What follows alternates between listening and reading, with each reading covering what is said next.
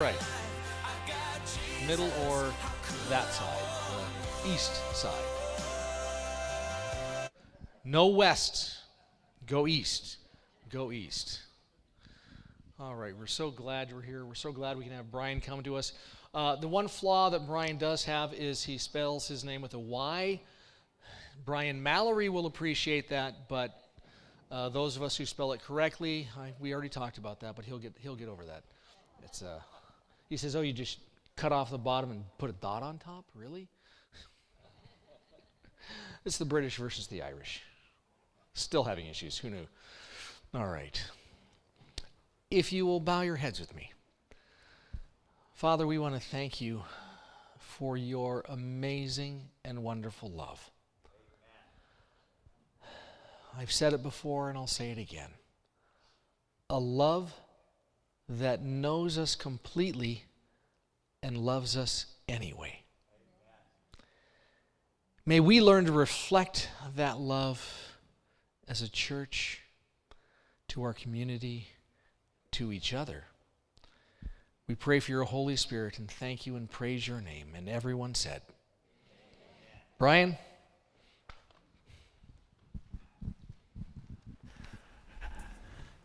Good evening. It is my pleasure to be here. This is my favorite thing to do. I love talking to church families about families. You can just call me Brian. My parents named me Brian, not Doctor, so just put Brian in front, so feel free to call me Brian. And tonight we're going to be running through the story of Abraham. I'm guessing most of us have heard of Abraham before, right? I'm hoping so. And we're going to look at Abraham's family specifically.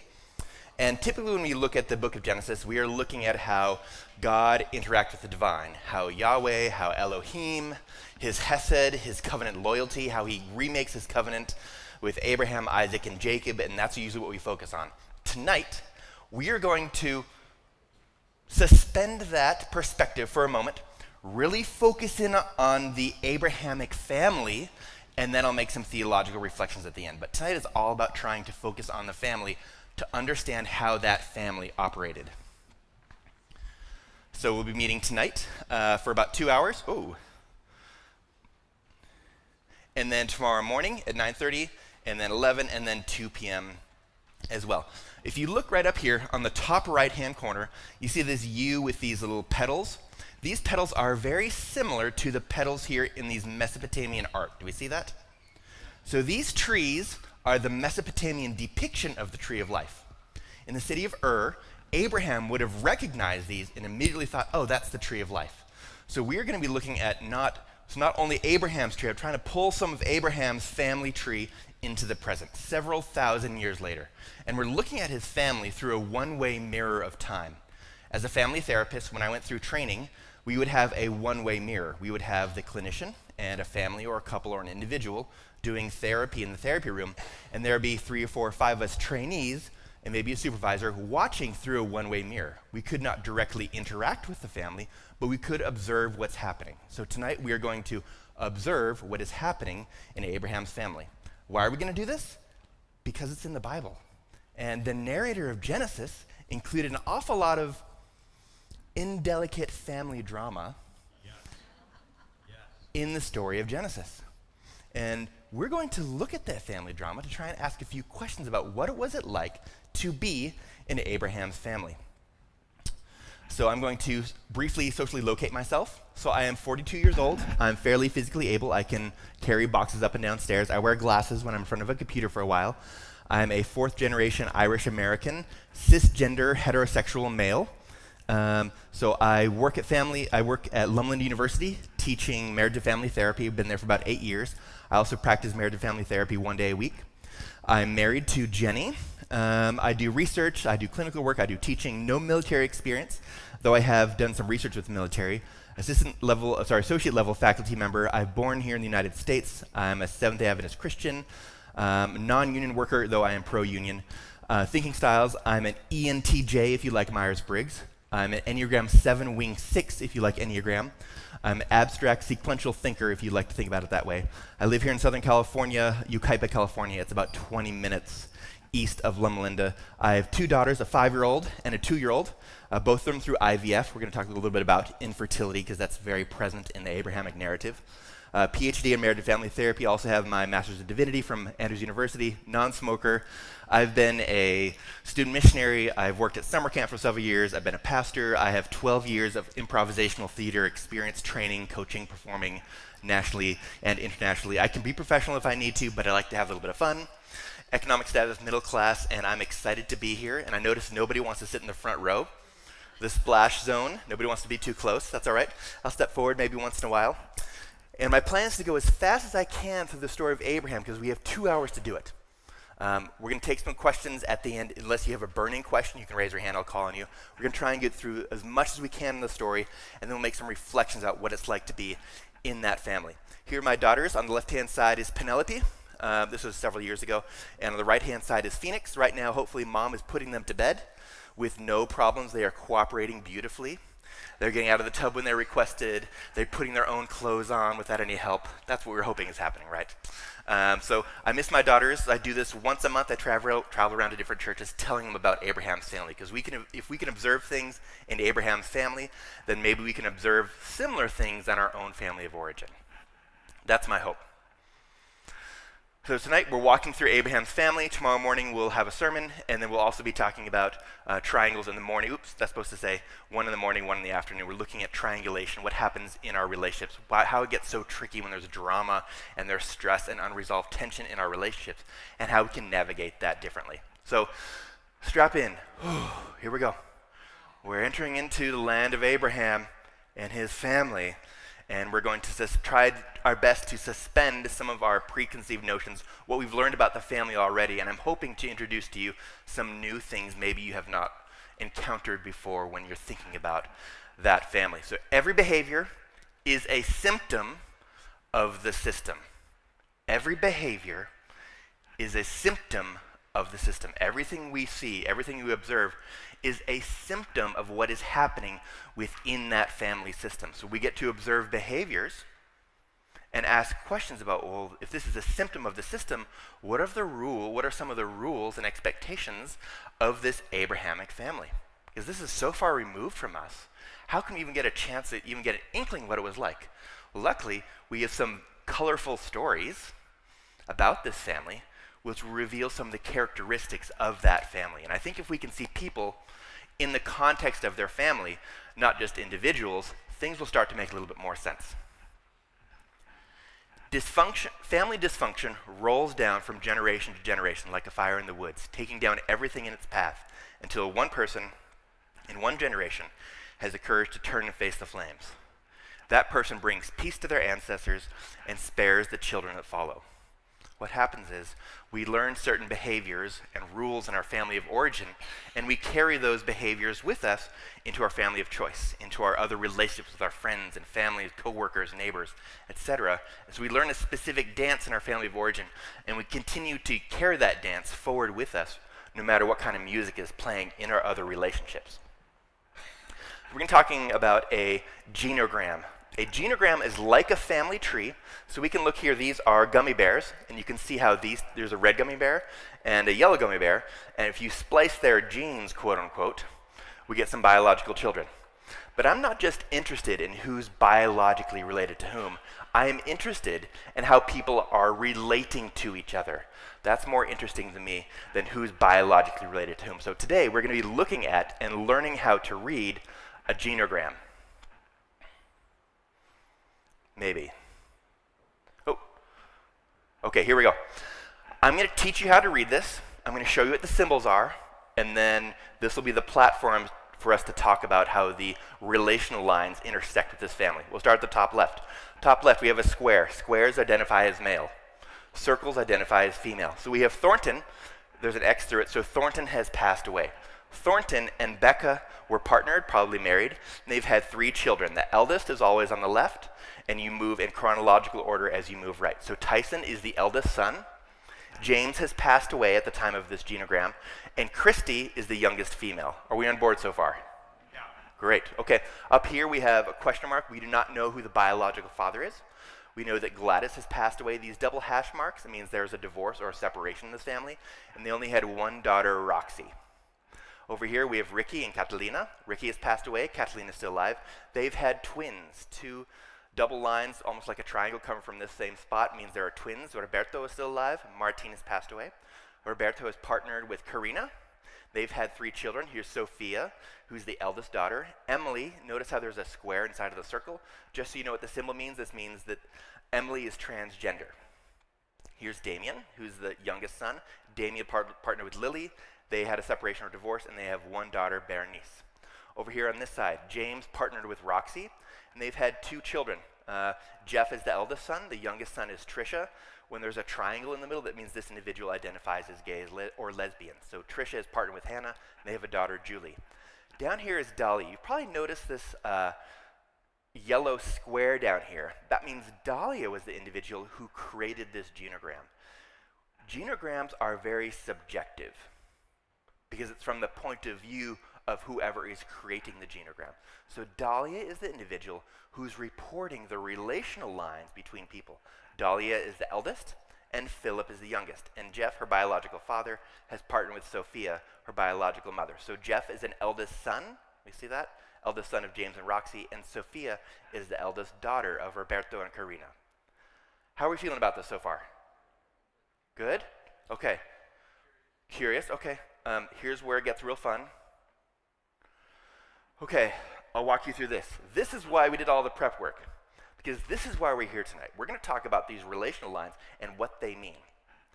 So on the bottom left-hand side, we have a legend. We'll walk through the legend, and then we'll talk this through the family. So 2 double green lines means there's a close relationship. It's close and healthy. They're very close. 3 red lines is a fused relationship. We might use the word enmeshed. They're too close. We're close in a very uncomfortable way. Each person is in each other's business. They share a very close emotional field. This is very unhealthy. A jagged red line, that'll be conflict, so some tension between individuals. A jagged blue line with an arrow means there's some sort of abuse. So wherever the arrow is pointing, that's the person who is the victim of the abuse, and where the arrow starts, that person is the perpetrator of the abuse. The dotted gray line means there's some emotional distance. So we'll be in the same space together, but there's just a little bit of emotional distance between us. And then the double red line with the hash in the middle that's red, that's emotional cutoff. That means I do not want to see you, I do not want to be around you. If you happen to invite us both over for Sabbath dinner, we are not going to sit next to each other. We're going to purposely ignore each other and walk around the room and try not to even make eye contact with the other person because there's this emotional cutoff. Usually this is the result of unresolved tension in the family, and I just can't handle the tension, so I need to press the eject button and get some space between you and me. Now let's try and apply this to the family. On the top left, we have Thornton, who has emotional cutoff with Becca. He has passed away, and one thing I want you to learn is just because someone has passed away, it does not mean that their unresolved tension also disappears. It's still present in the family. It just gets redistributed amongst the rest of the remaining family members. So this is still very present in this family. So Thornton, before he passed away, had this emotional cutoff with Becca, or Becca had an emotional cutoff with him, or it was mutual. They both decided to have this emotional cutoff.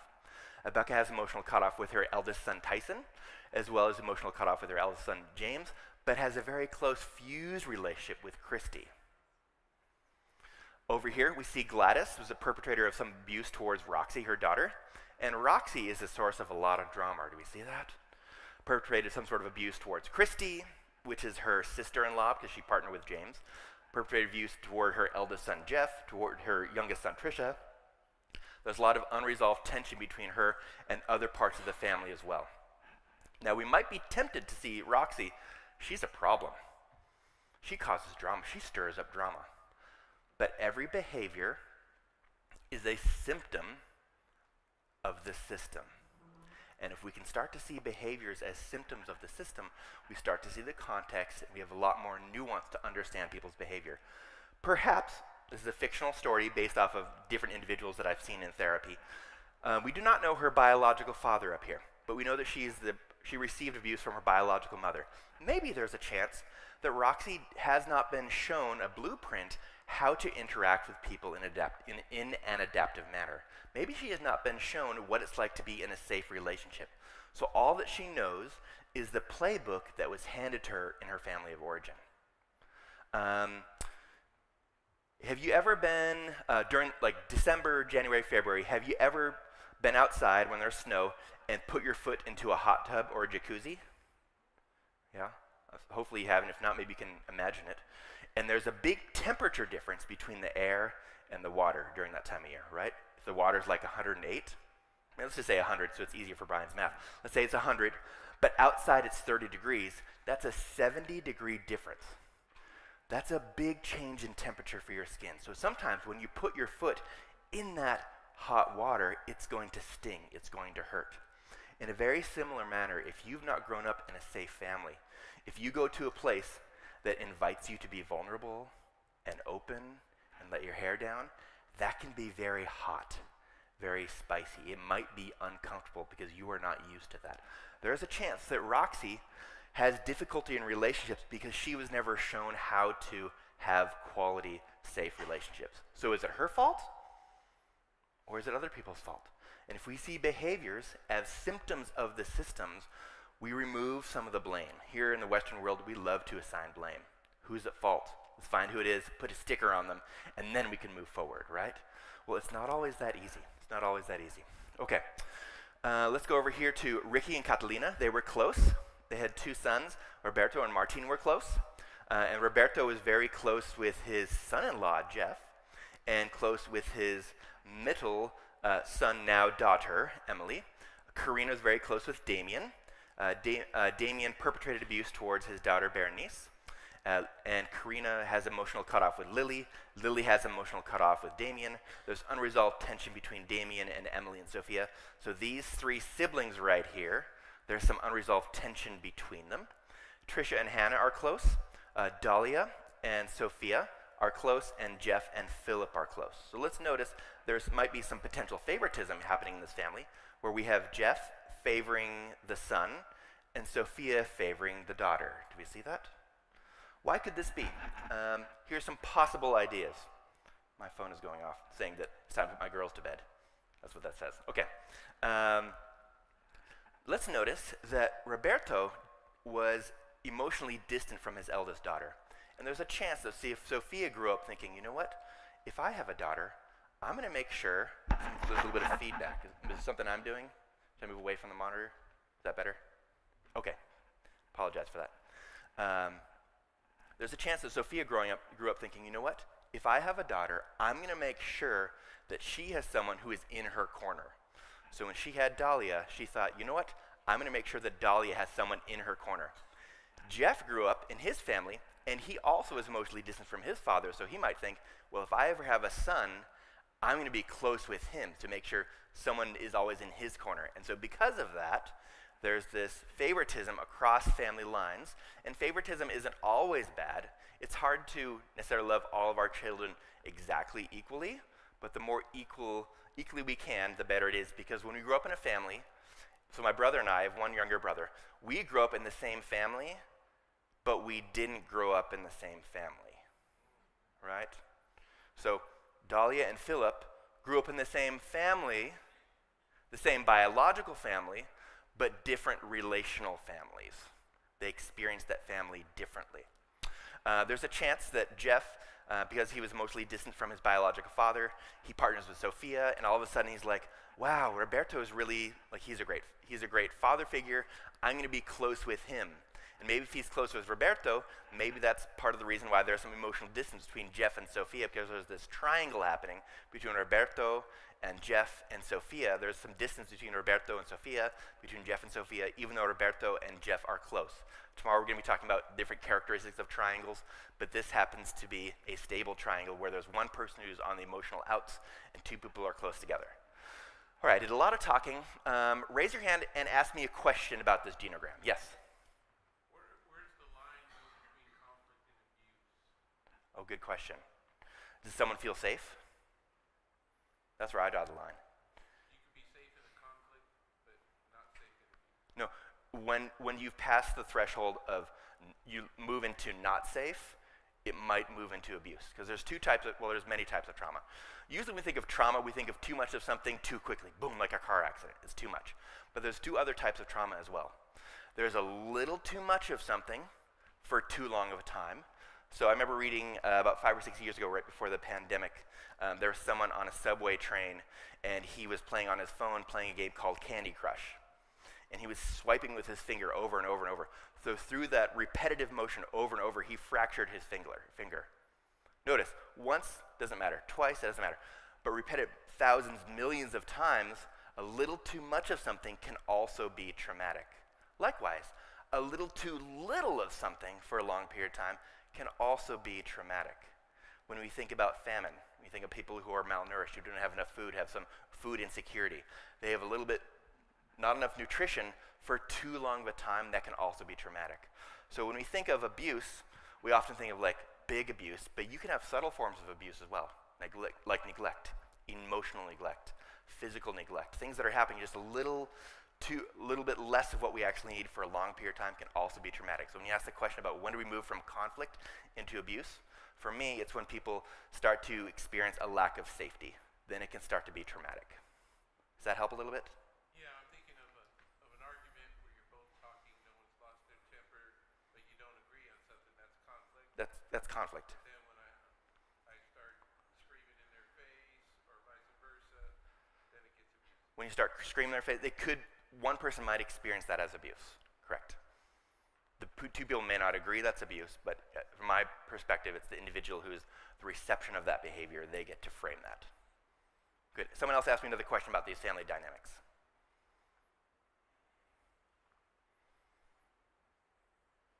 Yes? How aware are everybody else? Oh, that's so good. I've never had that question asked. What is your name? Dave? Dahlia, okay. How aware is everyone that all this stuff is happening? Oh, that is such a good question. I should travel with you. Please join me and ask that question. That is an awesome question. That really depends. And my guess is they are not very aware because most of them have not created this genogram. So they have not thought, they've not reflected upon these family patterns. Dahlia has. She had to do it for a class assignment maybe. Or maybe she's in family therapy. She was supposed to do this. But these other people may not necessarily be aware of everything else that has happened in the system. And if we're not aware of this, if we don't have the insight, sometimes we miss out on opportunities to see patterns, to see behavior patterns, and how that has trickled down the line in multiple generations. Yes? Could it be that they subconsciously kind of know what's going on, but haven't really brought it to the conscious cognitive thinking? So the question is, could they subconsciously know this is happening? Maybe. Or they might know their little pocket, maybe on this right side, maybe they know, but they don't really know about the left side very much. There's a chance. But the more we increase our insight, the better opportunity we have to have a platform creating new space in our lives. So maybe they know it subconsciously, and I bet I'll get your hand. If we point it out to them, they might go, oh, that absolutely is happening. And you know what? I think it happened over here too. It happened over here too. So you start to highlight their perception of what's happening.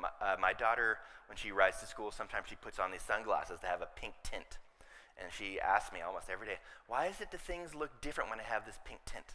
Well, it's because of the lens and the way the light. So sometimes when I don't want to answer, I give her more of a scientific-ish answer. If I want to just, but if I'm trying to cater to her, I'll say, well, take off the glasses and see what changes, what colors change. And we talk about how when you add red with white, that makes a pink. So notice if you have a pink with a white, it makes it a lighter pink. So we start to talk about how different colors combine, and that usually seems to appease her. But if we're starting to look for something, if we have a certain lens specifically looking for behavior patterns, we'll start to see more of those behavior patterns, and that's going to color the way we see our family. There's a hand back here. Yeah.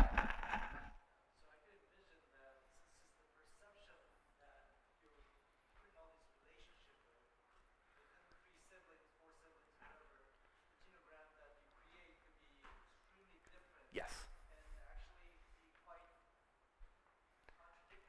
Yes. So he was saying because, see if I'm putting words in your mouth correctly. So because we have 3 or 4 siblings, if they each of them create a genogram, there's a chance that there might be some dissonance or some discrepancies between these 3 or 4 different genograms. And maybe there are some big differences, not just slight, but big differences, depending on the family they grew up in. Yes, absolutely. That's why genograms are a subjective tool for identifying patterns. Yes?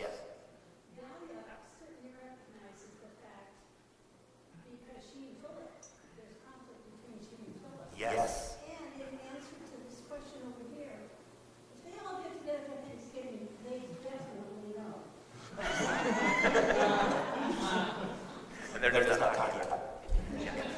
part of the reason Dahlia was creating the genogram was trying to understand, why is there tension between my brother and I? Why is this happening? Why is it that my parents seem to favor one of us? They had to go back to the previous generation. Oh, because maybe they didn't get as much attention from their parents. Oh, they want to make sure that there was some attention. So maybe she's trying to understand this dynamic between Dahlia and Philip. And every behavior is a symptom of the system. And if you can understand the full system, then you can understand the individual behaviors on a much deeper level. All right. I'm going to move forward. Is that all right? Okay, great. We're going to be using a genogram to track Abraham's family behavior and see what we can discover. It will track every triggered nerve, every tremble in your voice, every butterfly in your belly, and every rejoicing ancestor for you to say, no, I'm not doing this anymore. If you want to change your behavior patterns, one of the first things you have to do is increase the insight into what's happening in your families, in your family patterns. What are the family rules? So I will be using the terms stress and anxiety interchangeably tonight because they manifest themselves physiologically in my body in a very similar manner, though there is a subtle distinction between them. So when I'm stressed, I know why I'm stressed. I'm stressed because taxes are coming up. April 15. I'm stressed because I have not done my taxes yet, and I have a deadline. As soon as I do my taxes, I feel so much better. So when I'm stressed, I know the source of my stress. When I'm anxious, I can't always put a finger on why I'm anxious. So there's a distinction between them, but in my body, stress and anxiety manifest themselves very similarly. So I'll be using them interchangeably. So stress, we know what I'm stressed out about, and anxiety, we don't always know what it is.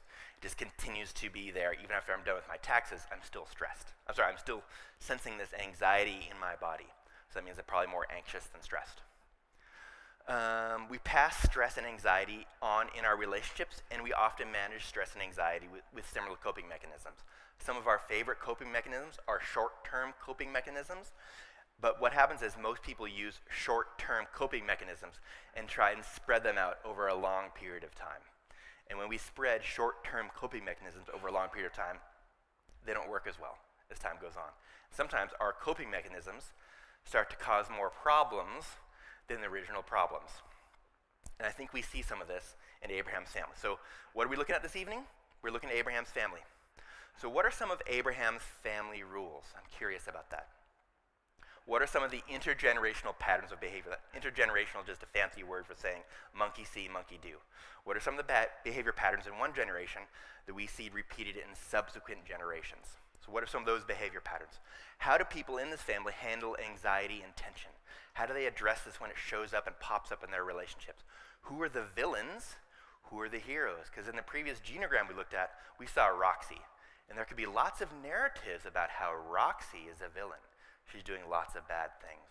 But if we can see her behavior as a symptom of the system, we start to see some of her behaviors differently. So who are the villains? Who are the heroes? I'll also be asking you tonight, what chapter do you remember the story of Abraham beginning in? And who is Abram and Sarai's first son? So just think about those. I'll be asking you briefly and a little bit about those two questions. We'll see how we do. So here's the beginning of our genogram. Abram and Sarai. So later on their names will change to Abraham and Sarah. There's a chance I might flip-flop back and forth, not on purpose, just because they look similar, right? But it starts out as Abram and Sarai, and then their names change eventually. But the story actually begins in Genesis 11. Most people think of the story of Abraham starting in Genesis 12 with the call of God to Abraham. Have you heard of this before? And how you begin a story frames the story. Chapter 12, the chapter breaks are artificial. They were put in later on. The beginning of the story actually starts, how the narrator starts the story, you can say the narrator starts it back in Genesis 1. But Abraham's portion of the story actually starts in Genesis 11. And here's how he starts the story. We know that Sarai was barren. She had no children. So, before we learned that Sarai is beautiful, we learn that she is barren. Before we learn that she is Abraham's actually half-sister, we learn that she cannot have children. This is very important for the narrator. This is what's going on in the family system. She is barren. She does not have children. I think this is important because the call of God to Abraham actually speaks to this fairly directly. So infertility, my wife and I have both experienced infertility. Both of our babies are rainbow babies, which means they came after a loss. Both of our babies came through IVF, in vitro fertilization. And I know we are at a blessed situation where we are able to pursue IVF. Not everybody is able to, whether in a region of the country or of the resources to do so, and it's not even successful all the time when you do pursue that. But infertility is a challenge that we still experience today. According to the calendar, on October 15 was National Pregnancy and Infant Loss Remembrance Day. This is the day that I lit a candle to remember the losses we've experienced. And the holidays are also hard. If you experience infertility, if you experience any sort of loss and grief, the holidays are often hard. So this is a hard time of year for individuals who've experienced infertility. Infertility is a disease or condition of the reproductive system, often diagnosed after a couple have had 1 year of unprotected, well-timed intercourse, or if the woman has suffered multiple miscarriages and the woman is under 35 years of age. If the woman is over 35 years of age, it is diagnosed after 6 months of unprotected, well-timed intercourse. The word miscarriage never shows up in the book of Genesis. Do I think miscarriages never happened? No, I think they absolutely happened. When we're talking about barrenness, we're talking about not able to bring babies to term, not be able to have a take-home baby. And that's what's experienced in Abraham's family. 1 in 8, currently 1 in 8 couples have trouble getting pregnant or sustaining pregnancy. 1 in 4 women will experience a miscarriage in their lifetime. At this point in time in the story, Abram is 75 and Sarai is 65. You might say, well, they lived longer back then compared to us. Okay, maybe they live longer, but it's clear that this is an issue, otherwise the narrator would have not pointed it out. So at this point in time, they were expected to have had children, but yet they are barren. So when God calls them, listen to the call of God, the very beginning of Genesis 12. Go forth from your country, so we're talking about the land, and from your relatives, from your family, from your father's house, from your family, to the land, again focused on the land, which I will show you. I will make you a great nation, a body of people, and I will bless you and make your name, which is representative of your family, great. And so you will be a blessing. And I'll bless those who bless you, and the one who curses you I will curse. And in you all of the families of the earth will be blessed. So what are the 2 things that God is focusing on here? Family and the land. Good, families and land. This is really important. This is really important because God has already talked about this previously in Genesis. Remember, after the fall, after Adam and Eve had sinned, God comes down and he talks with them. And we're going to go in reverse order. He talks with Adam and he said, "Cursed is the ground," notice the land, "the ground because of you. In pain you shall eat of it all the days of your life. Thorns and thistles it shall bring forth for you. You shall eat of the plants of the field. By the sweat of your face you shall eat bread till you return to the ground, for out of it you were taken, for your dust, and to the dust you shall return." Now, I don't think God is talking about the pain of blisters and sore backs. We can work through that. What is the real pain when you are trying to bring forth food, but instead of having food, you have weeds and thistles? What is the pain of working for food when you don't actually get food? Where does the pain come from? Anxiety, because we don't have food. When the ground is not producing food, there can be a famine in the land, right? And every generation in the story of Abraham, every single generation dealt with a famine when the land is not producing food like it's supposed to, even though you're working hard. Let's look at what he says to Eve right before then. To the woman he said, "I will greatly multiply your pain in childbirth. In pain you will bring forth children, yet your desire will be for your husband, and he will rule over you." So I am a male. I have never given birth to a child. I will never give birth to a child. So I want to be careful and not do some mansplaining here. But after talking with my wife and other families that have experienced infertility, yes, there is. So whenever there's a birth, that's a high-risk situation, right? High risk for the mother, high risk for the baby. There's real pain involved. Like now we have epidurals, but just because epidurals doesn't mean that the epidurals get there in time, right? So there's still a lot of pain that is experienced in childbirth. But I don't think God is talking about that pain. I think he's talking about this similar sort of pain that he talked about with Adam. The real pain of bringing forth children is when you're trying to have children, but you're not able to produce the children. So when Mother Earth is not producing food, or when the mother's not producing babies. That's the deep pain. And I think that's what God is talking about. After the fall, you're going to experience pain associated with the land, growing food, being healthy, getting enough sustenance, and you're going to experience pain trying to grow your family as well. So God has talked about this. He's forecasting this. So in Genesis 3, he's talking about it. And finally in Genesis 11, we hear that Sarai is barren. So we knew this time was going to come. God was talking about it. And now we're actually experiencing it in this family. So Abraham's family is responding to two big crises in every single generation. Abraham, Isaac, Jacob, and Joseph. Famine and infertility. And this will shape the family. A lot of their decisions are around famine and infertility. Oh, I think I'm a little too far here. Okay, so Abram marries Sarai, his half-sister, and Nahor marries Milcah, his niece. And let's move them up here. So here we go. We see how they're coupled together. So our genogram is growing. And my plan is, throughout tonight, to continue to show the genogram, and at the very end, we'll start to overlay all of these patterned relationships. So the payoff is going to be at the end. We see these individuals mentioned in Genesis. And, I should ask right now. Who was Abram's and Sarai's first son? Ishmael. Okay, any other answers? Isaac. Okay, any other answers?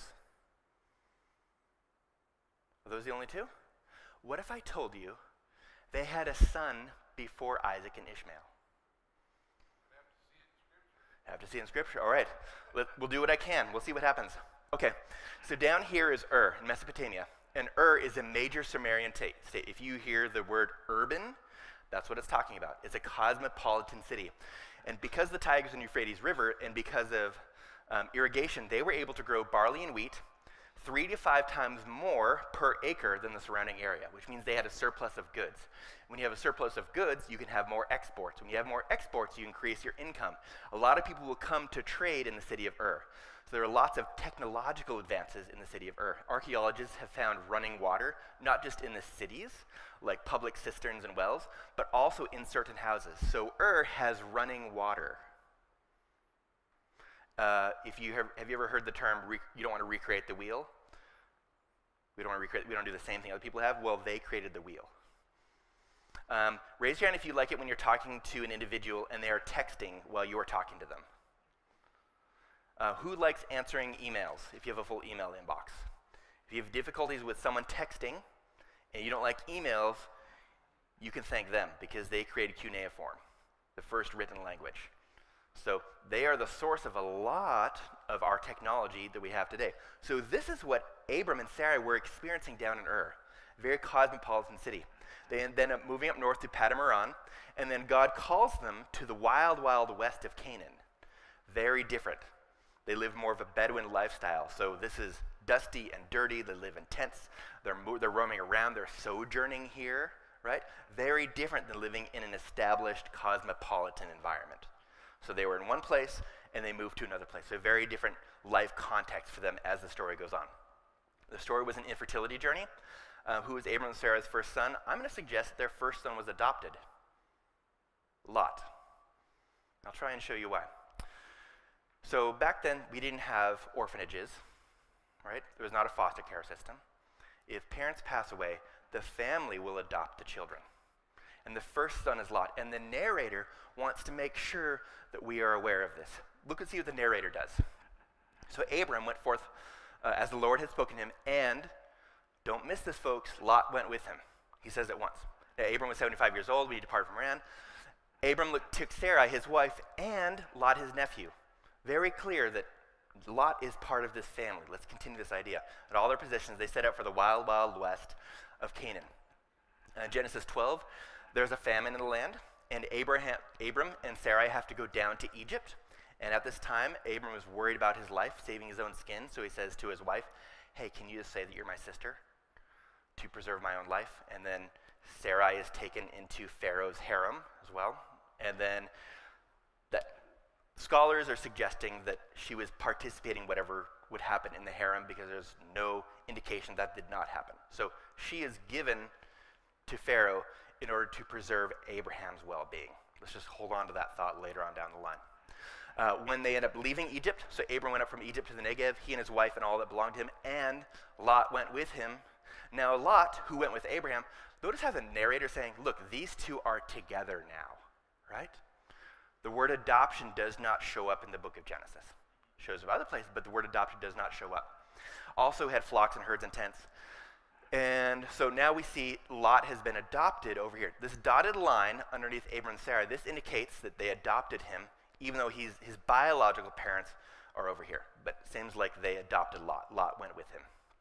In Genesis 13, Abram lets Lot choose first where to settle. There's some conflict between the shepherds, and Abram says, look, there's conflict here. Where do you want to live? You want to live over here? Or do you want to live over here where it's lush and green, the Sodom and Gomorrah area? So he lets Lot choose first. In Genesis 14, Abram rescues Lot. There are 4 kings from the east who are coming to demand tribute. And the cities of Sodom and Gomorrah do not want to pay tribute. So they take all the people in Sodom and Gomorrah and start taking them off as slaves. And Abraham and his Wild West posse, some of his friends, run after them to save the people. Now, the 4 kings of the east don't really care as much about the people. They're more interested in the resources. So they take all the resources with them and leave the people of Sodom and Gomorrah. So Abraham, vastly outnumbers, charges in to save Lot. Abraham bargains with God to save Lot's life. All right? Pretty audacious to argue with the divine. 50. How about 40, 30? How about just 10 people left? Will you save that city? Will you save Lot? Abram is very interested in preserving Lot. Maybe some of you are still thinking, I'm not totally convinced, Brian. There's nothing here about his emotional relationship with Lot. Maybe the narrator is just saying that Lot is joining him. Just wait a slide or two, and maybe I'll be able to convince you. Genesis 15, God cuts a covenant with Abraham, and Abraham says, I am still childless. You've not given me any offspring. The one born in my house will be my heir. And we know that there's this sweet idea. Sarah has, hey, let's bring Hagar into the mix, right? Maybe Hagar will be our ticket to having children. We know that Hagar gets pregnant. There's some conflict between Sarah and Hagar, so Hagar runs away. And the question is, what's going on with Sarai? Is it all about lack of faith or something else happening here? I'm guessing most of us, when we've heard this story, we've seen Sarai as this impatient woman, impatient woman who does not want to wait for God's timing and is trying to do things her own way. Have we heard of this before? If she was more faithful, things would have turned out differently, right? But it's not as if Sarah had this idea. She was not the first person in the universe to think, hey, let's have someone else join our family to try and produce children. This is not the first time this happened. In fact, Rebecca brought a nurse / maidservant with her. Rachel and Leah both brought maidservants with them, because this was a challenge that was around the world at this time. And the solution was the IVF of the day, having a surrogate. So, the question is, was she totally unfaithful in pursuing surrogacy? How do we feel about this idea? I want you to think about this, because what she's asking is not totally out of the realm of possibility. But we make a really big distinction between Ishmael and Isaac. Ishmael was the biological son of Hagar. Isaac was the promised son, the biological son of Sarai, right? We make a big distinction between them. Would anyone be willing to put up their vehicle as collateral and tell me which are the sons of Bilhah and Zilpah out of the 12 sons of Israel? Does anyone know? You have to look them up. Well, why don't we make a big distinction about the maidservants of Leah and Rachel, but we make a really big distinction here with Hagar? Because those are the 12 sons of Israel, regardless of whether they were biological sons of Rachel or Leah, or Zilpah and Bilhah. Why do we make a big distinction here, but not in later generations? A family pattern's already established. Okay, so by the time it comes, like, okay, this is something that is accepted. We make a big deal about it here, but later on, oh, they're just the 12 sons of Israel. Yes? Well, I think the big deal came from God giving them instructions that were not given to Rachel and Leah. Mm-hmm. And so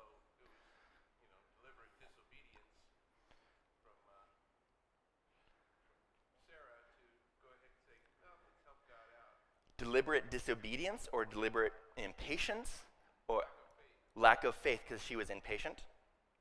Well, I don't know about impatience, but lack of faith. Okay, so by the time she has a child, she's had to wait 25 years. That's a long time from the promise to come to Wild West of Canaan to have a child. We're talking decade, 2.5 decades. And I think we sometimes are a little bit hard on Sarai. A little bit hard. Was she unfaithful? Maybe. Maybe she could have been more faithful. But she waited 25 years. And maybe bringing this maidservant, now we have a maidservant. She did not originally have a maidservant coming from Padamaran. She only received a maidservant coming out of Egypt. And now she has this other avenue she did not have before. Have you ever heard the phrase, God helps those who help themselves? Maybe some of that is happening right here. There's a hand in the back.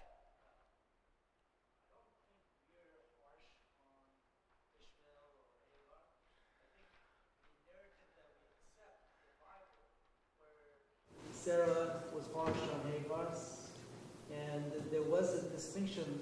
The author of the Bible Yes. made that. Yes. So we accept that as, well, that was the fact then, so we interpret it as such. But personally, we're not attached to them emotionally. There's no reason for us to differentiate Hagar and Sarai and treat Ishmael differently from Isaac. So it's the narrative that we've adopted. Yes. So I don't think we're actually harsh on them. It's the narrative we're accepting. And sometimes the question we should sometimes ask is, who's telling the story? Who's included in the story? Who does the story benefit? Right? It's clear that this story, we know what happens later on down the line, right? I don't want to ruin it for you. For those of you who don't know, I don't want to spoil it. In a few slides, we'll see what happens. But I think sometimes we're a little harsh on Sarah when she was just pursuing something that was normal and natural for that day. Yes? Oh, so she's unselfish. Okay. Mm-hmm. So there's probably lots of things happening within Sarai right now, right? Like at that point in time, barrenness was the word that was used, not infertility. But your whole identity as a woman is born up this idea, are you able to bear children or not, right? In fact, we later on see with Rachel and Leah, there's infertility wars trying to have more children because your status, your value as a woman is tied to that. And she's not able to produce children. So what can I do to help produce children for my husband? Okay. If you're interested, down the road, these are the 4 sons that come from Bilhah and Zilpah: Dan, Naphtali, Gad, and Asher. Those are the 4 that come from the maidservants of Leah and Rachel. The way I like to remember it is the acronym DANG. Dan, Asher, Naphtali, Gad. Dang, I forgot it. It was those 4. Okay, so we know that Hagar is running away because she's running back to Egypt. She's running back to where she's coming from. So she's pregnant. God meets her at the well, sends her back home, and it's clear that Sarai has nothing to do with his birth. In fact, she's not listed as being present at the birth of Ishmael. She wants nothing to do with this new baby. Even though it was her idea, all of a sudden things changed when she saw Hagar pregnant, and now there's tension between them. She wants nothing to do with this new baby, and she still wants her own baby. Genesis 17, there are name changes. Now we're to Abraham and Sarah. There's circumcision. There's more mention of infertility in this family. Then in Genesis 18, Sarah is laughing at God. Abraham bargains with God. There's more infertility mentioned, so this is where Abraham bargains with God, 50 all the way down to 10. And we know that Abraham is not a morning person.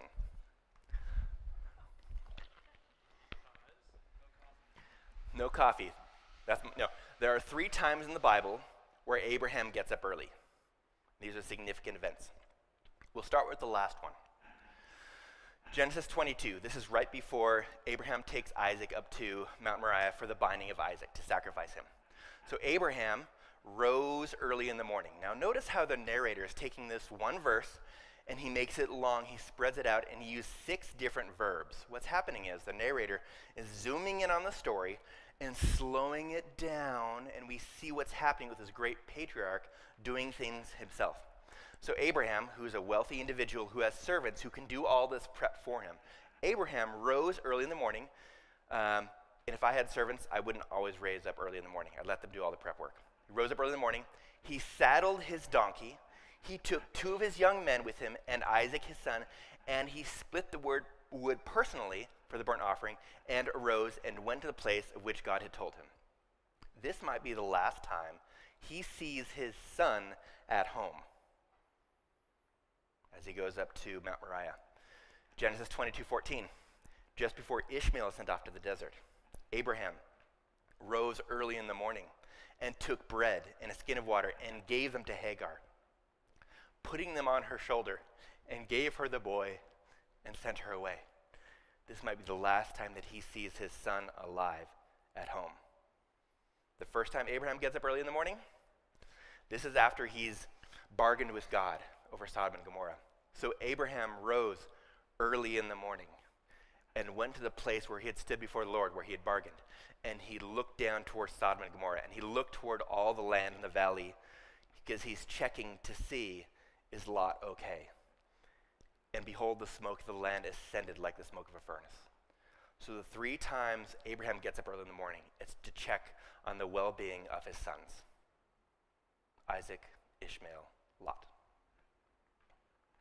Genesis 20, Abraham lies again. In fact, he uses the same lie that he used with Pharaoh. Now he uses with King Abimelech, telling his wife, hey, can you just say that you're my sister? Can you do that for me so that you could preserve my life? Abimelech dreams about it. In Genesis 20:17, and Abraham prayed to God, and God healed Abimelech and his wife and his maids so that they bore children. Genesis 20:18, for the Lord had closed fast all the wombs of the household of Abimelech because of Sarah, Abraham's wife. Everyone, even fringe characters, are really interested in having children, including Lot's daughters. People are really interested in having children in this story. Everybody's really interested in that. It's not just Abraham's family. I think the narrator is trying to tell us this is something that is a challenge that people are experiencing all around Abraham as well, not just his family.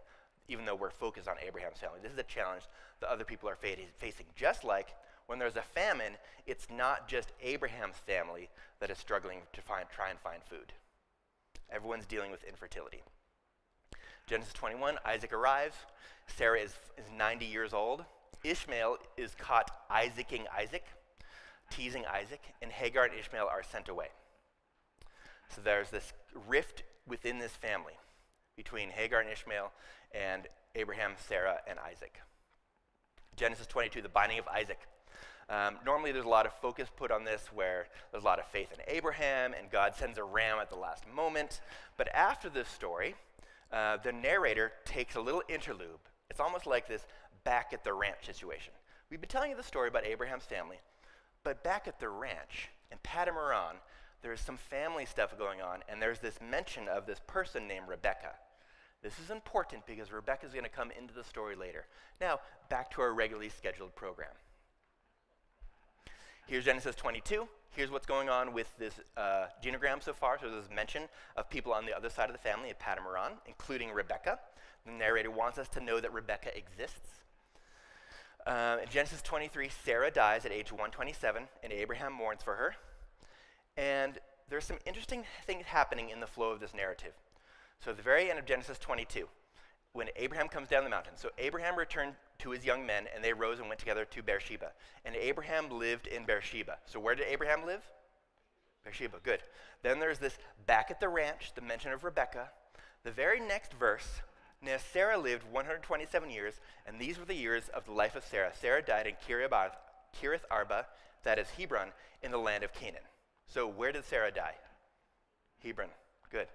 Abraham living in Beersheba last time we heard. Sarah dies in Hebron.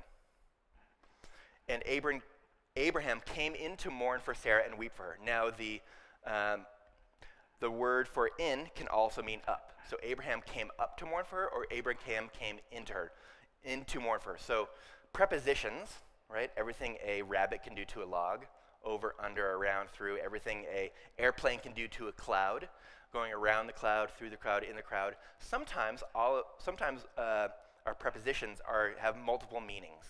In the Hebrew language, different prepositions mean different things. And so this word in can also mean the word up. So Abraham came in or came up to mourn for Sarah. In this story of Genesis 22, Abraham always refers to Sarah as my dead. only the narrator calls Sarah Abraham's wife. So what's happening here? Let's look at a map. So we have Beersheba down here, and notice a lot of the Genesis story happens down here in Gerar and Beersheba. Only two things are mentioned in Hebron. One, when Abraham and his family are coming down from Padamaran, notice God called them in chapter 12, and they come down in Genesis 13, something happens. And then Hebron is only mentioned another time when Sarah passes away. Most of the narrative happens down here in the south. So what is happening here?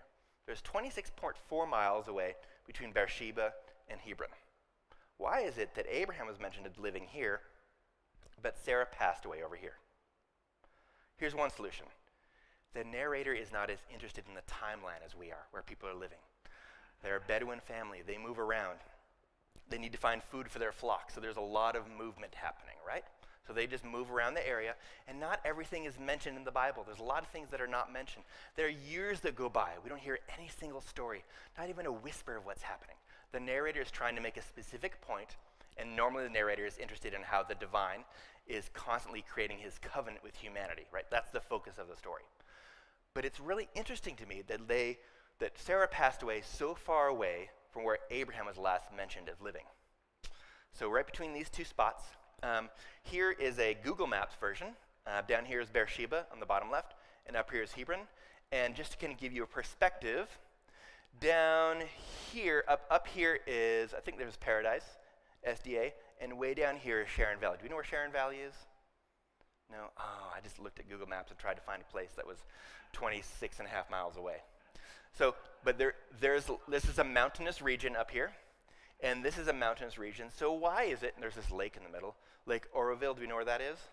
Okay, so if you want to get to Sharon Valley, you just go southeast, due southwest as the crow flies, and go down here to Sharon Valley. So why is it that Abraham has passed away up here, but, I'm sorry, Abraham is living here, but Sarah passed away down here?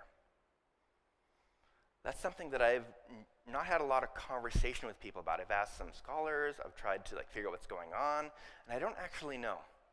But I have an idea. So Sarai has come from the cosmopolitan city of Ur, right? God has promised her children. She goes to the wild, wild west, and when she goes to the wild, wild west, there's famine, whereas there's not a lot of famine in Ur because they have a lot of irrigation. The Tigris and Euphrates River is there. Twice her husband has tried to give her away to the local king who's there to save his own life, right?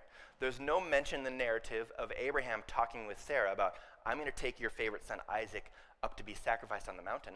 In fact, Sarah is never mentioned after that event, other than that she passed away. Sarah is silent after that.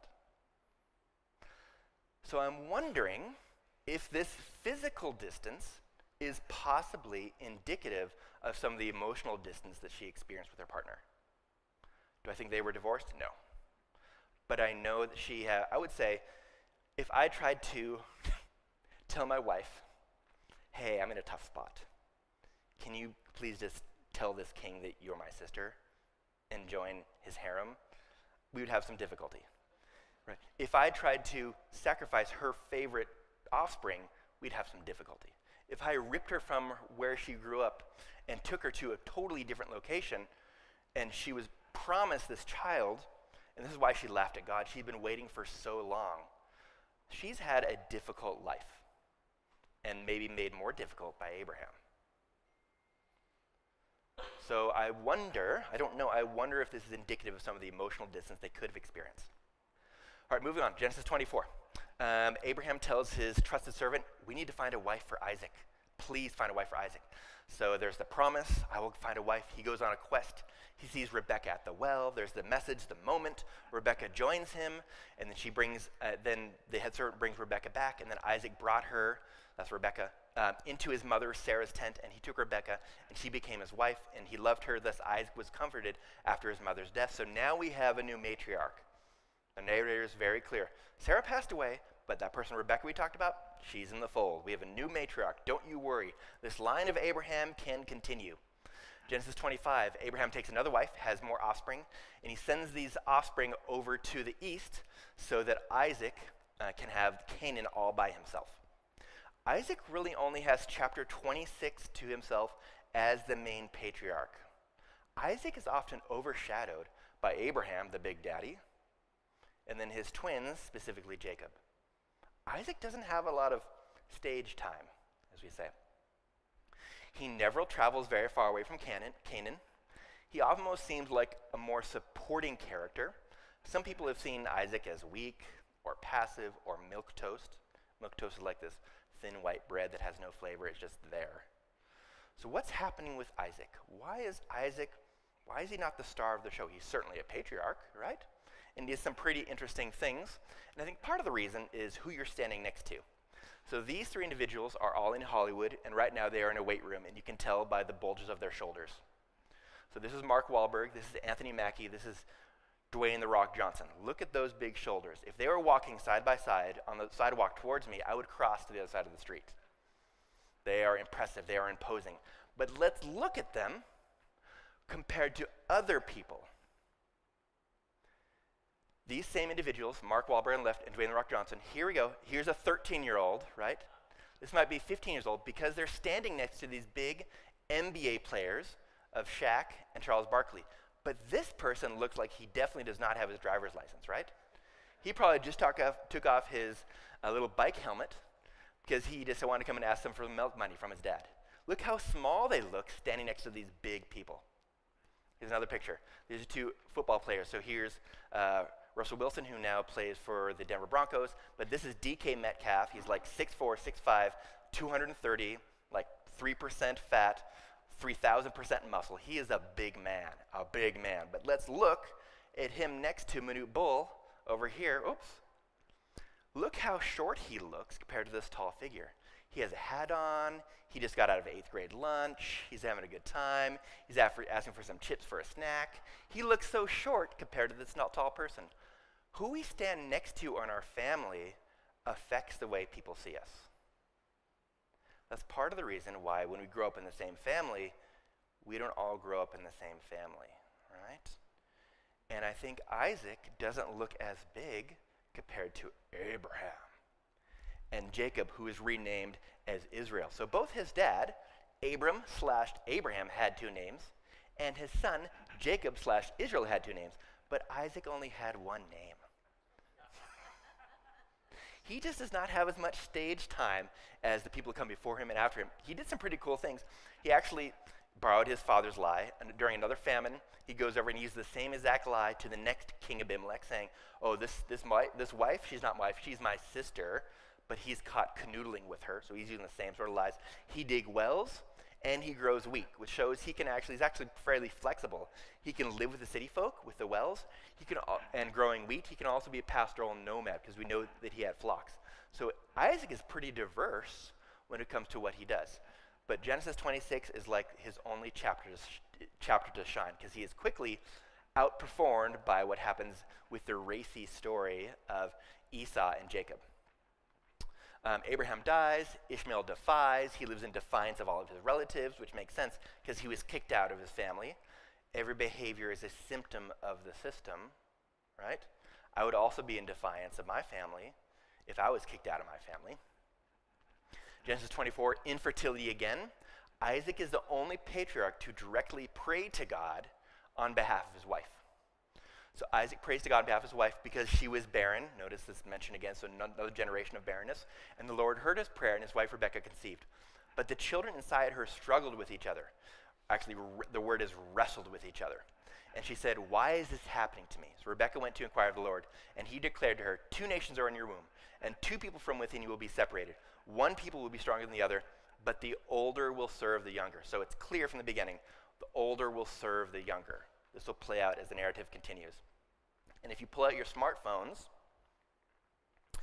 you can look at this QR code if you want to. And this is an image, a little GIF of two babies who are in a womb, and they're struggling with one another.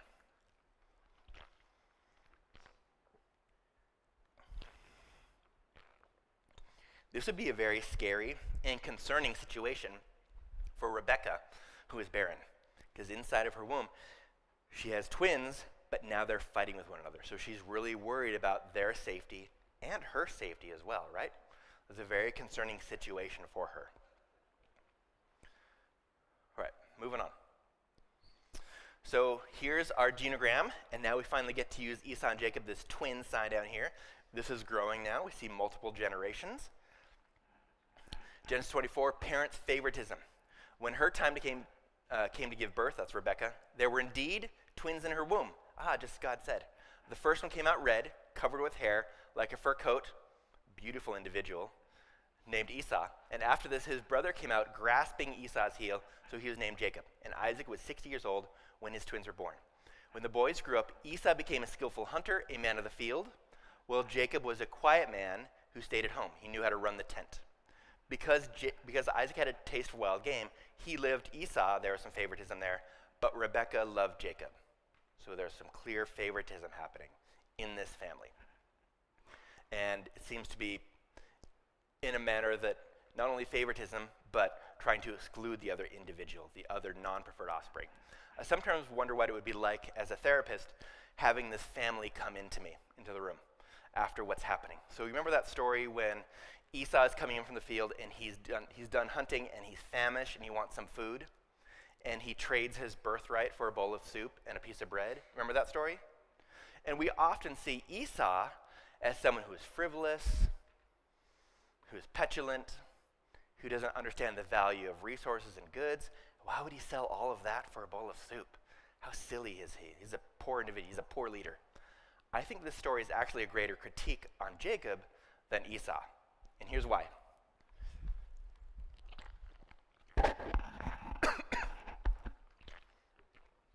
Back then, they did not have Taco Bell. They did not have McDonald's. They did not have Airbnbs or Great Westerns or the Hilton. When you traveled, you had to rely on the hospitality of other people to survive. And so hospitality is a value. We see this happening when the strangers come to see Abraham. He runs out to them, please come in, and has his wife cook some food because we're trying to show hospitality. And when you cook back then, you do not have cup-o noodles or Kraft macaroni and cheese. When you cook for the family.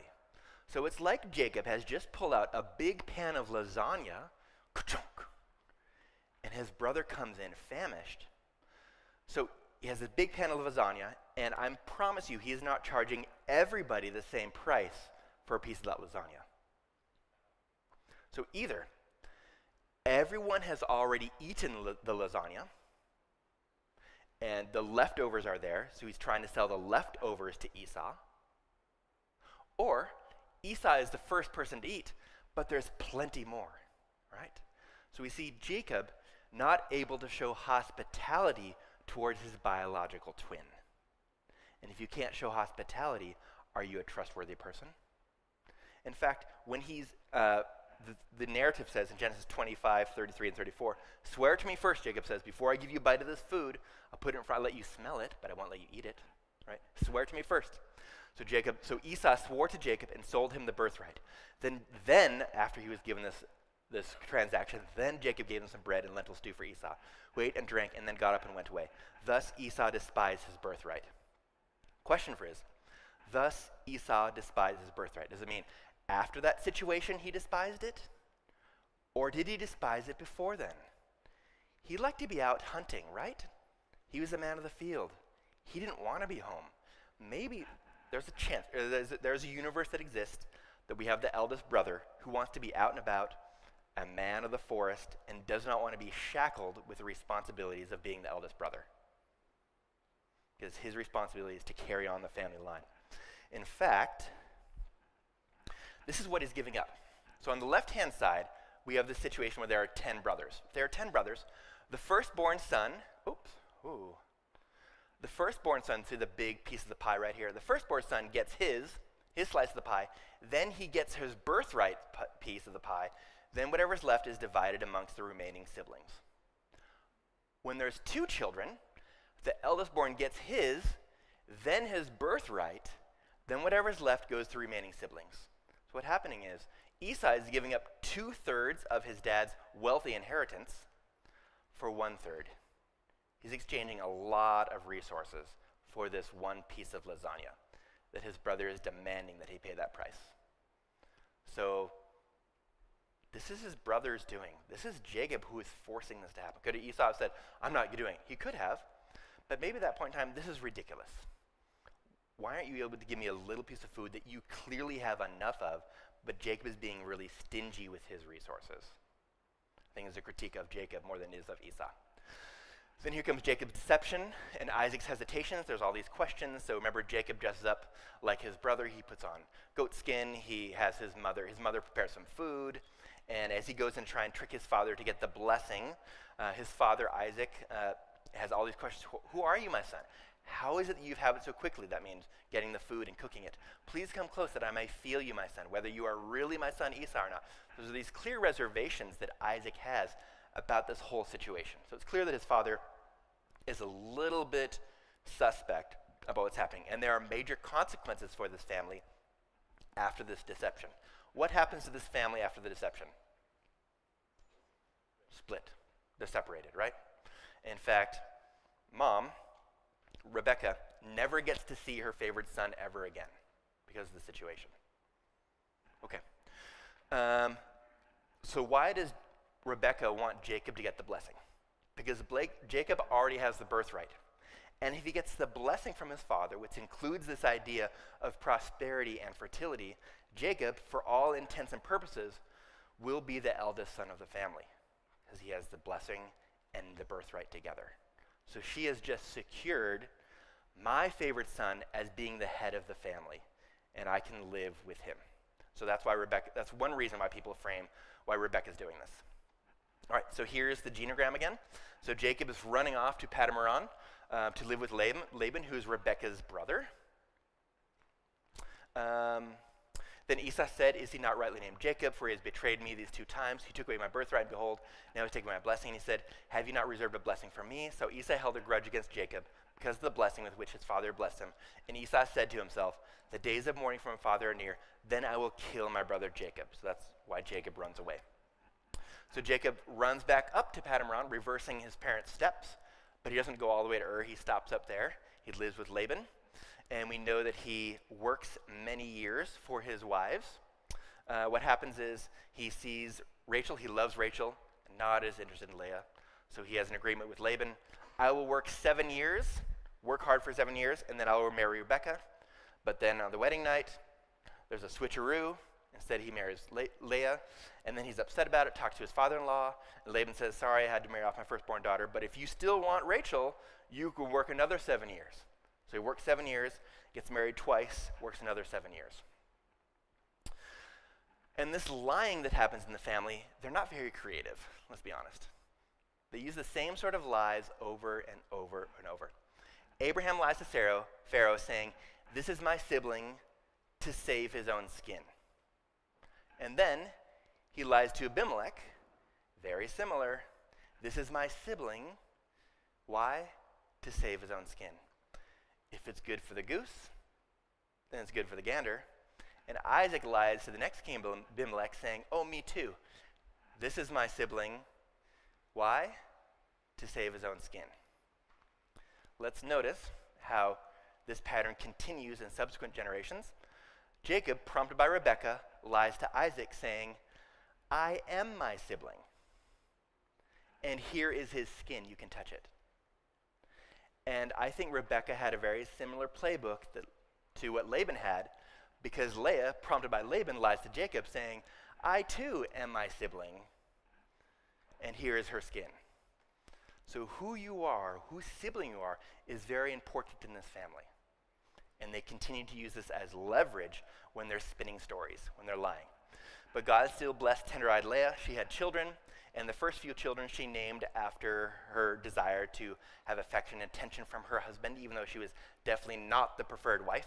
And finally, when we get to Judah, she changes the name of the children to focus on her relationship with God, because clearly her husband is neglecting her and not paying her attention. So these are the sons of her and Zilpah. So these are her sons. And there's these infertility wars happening in Genesis 30. Infertility wars between Rachel and Leah. Now in the days of the wheat harvest, Reuben went and found mandrakes, that's the eldest son of Leah. found mandrakes in the field, and brought them to his mother Leah. Then Rachel said to Leah, "Please give me some of your son's mandrakes." But she, that's Leah, said to Rachel, "Is it a small matter for you to take my husband? And would you take my son's mandrakes also?" So Rachel said, "Therefore he may lie with you tonight in return for your son's mandrakes." What's happening here?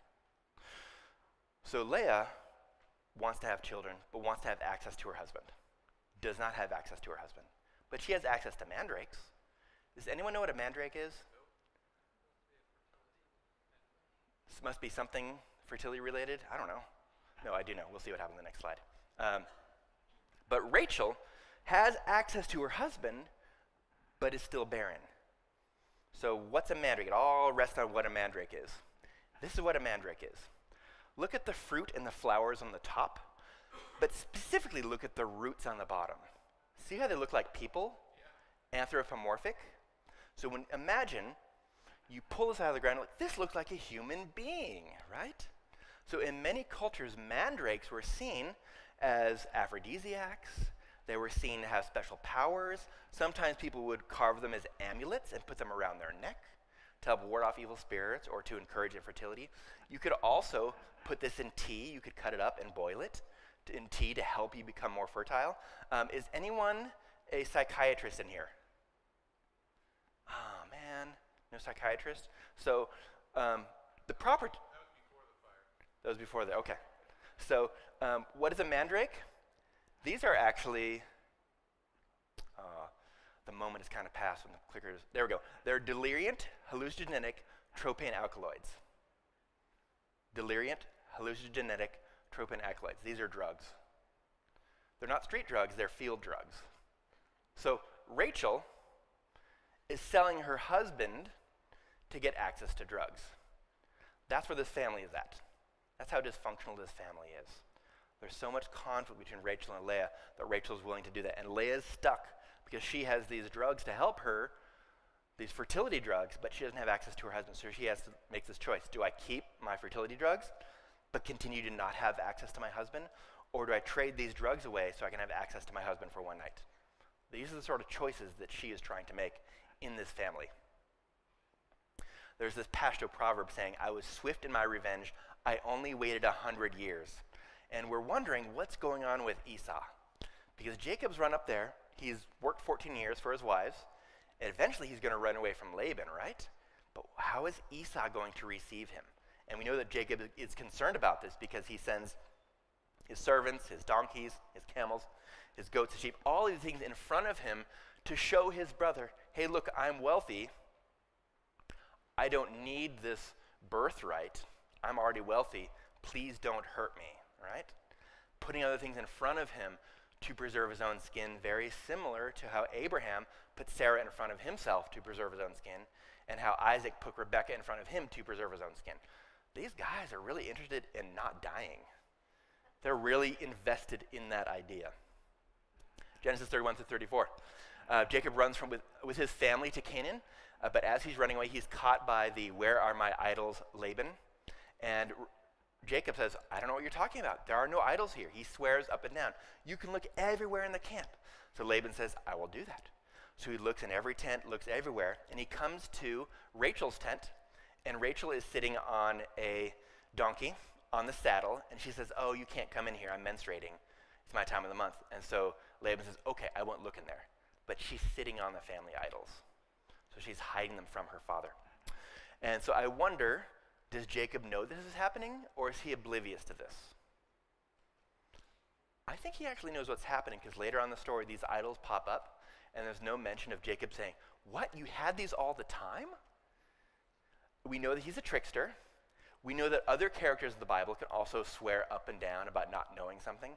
Remember the story of Peter as he's in the court of the high priest saying, "I do not know this Nazarene," swearing up and down that I don't know him.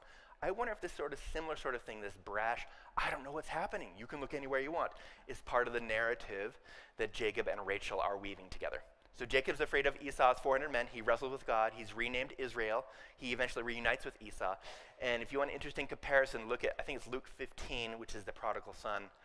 Look at the comparison between Genesis 13 and the story of the prodigal son. There's some very interesting parallels between those two events, where we have this person who's waiting who runs out to accept his family member, very similar to the reception of the prodigal son when he returns home. Then there's the story of Dinah, Genesis 34, Leah and Jacob's daughter, who was sexually assaulted, and Levi and Simeon get revenge on Shechem, and they say, okay, you can marry our sister, but you have to first circumcise the whole city. Everyone gets circumcised, and then they kill everybody in the city with a sword to get their revenge. And Jacob, who is passive this whole time, gets really upset about this. So Jacob said to Simeon and Levi, you have brought trouble upon me, no, he focused on himself, by making me a stench to the Canaanites and the Perizzites, the people of the land. We are few in number. I'm worried about my own skin. If they unite against me and attack me, I and my household will be destroyed. But they replied, should he have treated our sister like a prostitute? So there's this question of, okay, now we have this new patriarch, Israel, but is he interested in looking after himself or looking after other people? When the name change of Abram to Abraham comes, after the name change, it's always Abraham from there on out. When Jacob is renamed Israel, it flip-flops back and forth between Israel and Jacob. In fact, he ends up becoming officially renamed a second time. So I think there are questions about this patriarch, what he stands for, what he's interested in. So what is Jacob or Israel about? Is he interested in preserving his own skin? Or is he interested in preserving the family? I think there are some real questions about this. Genesis 35, Jacob takes and buries the family idols, and there's no mention of, you had these all the time? You sly girl, you tricked us. He just buries them and he moves on.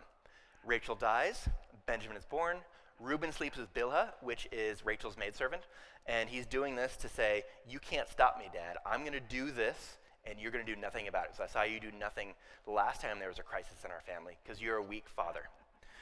Jacob is renamed Israel again, one who wrestled and contended with God. And the question is, can you handle your own family? You can wrestle with God.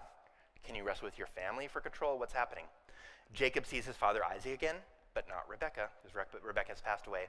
Then Genesis 36, there are mentions of Esau's descendants, because even though he's not part of the primary narrative, he's still important to the family. He's the other twin, right? He's the other twin. Even though we grew up in the same family, we did not grow up in the same family. Genesis 37, Joseph dreams and the brothers scheme. So here's what's happening with the genogram right now. Like all of a sudden we have more children down here. Joseph is different from his brothers in several ways. One, he's a tattletale. He snitches on his brothers. He brought a bad report of them to his father. Two, he is clearly Israel/Jacob's favorite.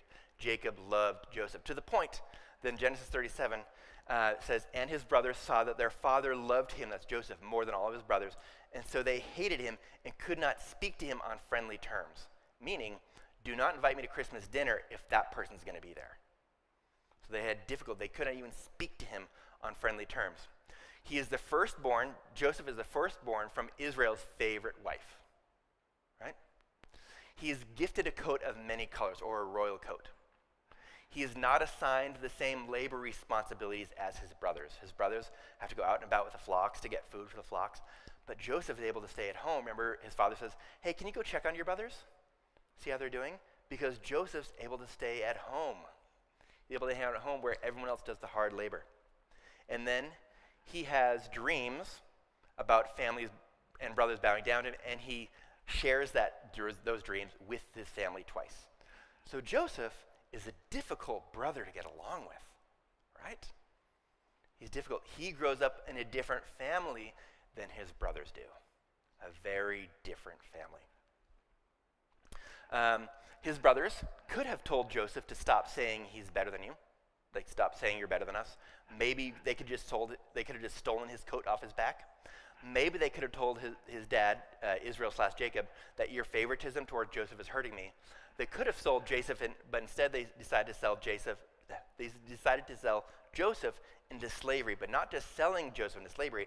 They took that favorite coat, they ripped it up, they put blood on it, which tells us that even animals are not safe when this family wants something for themselves.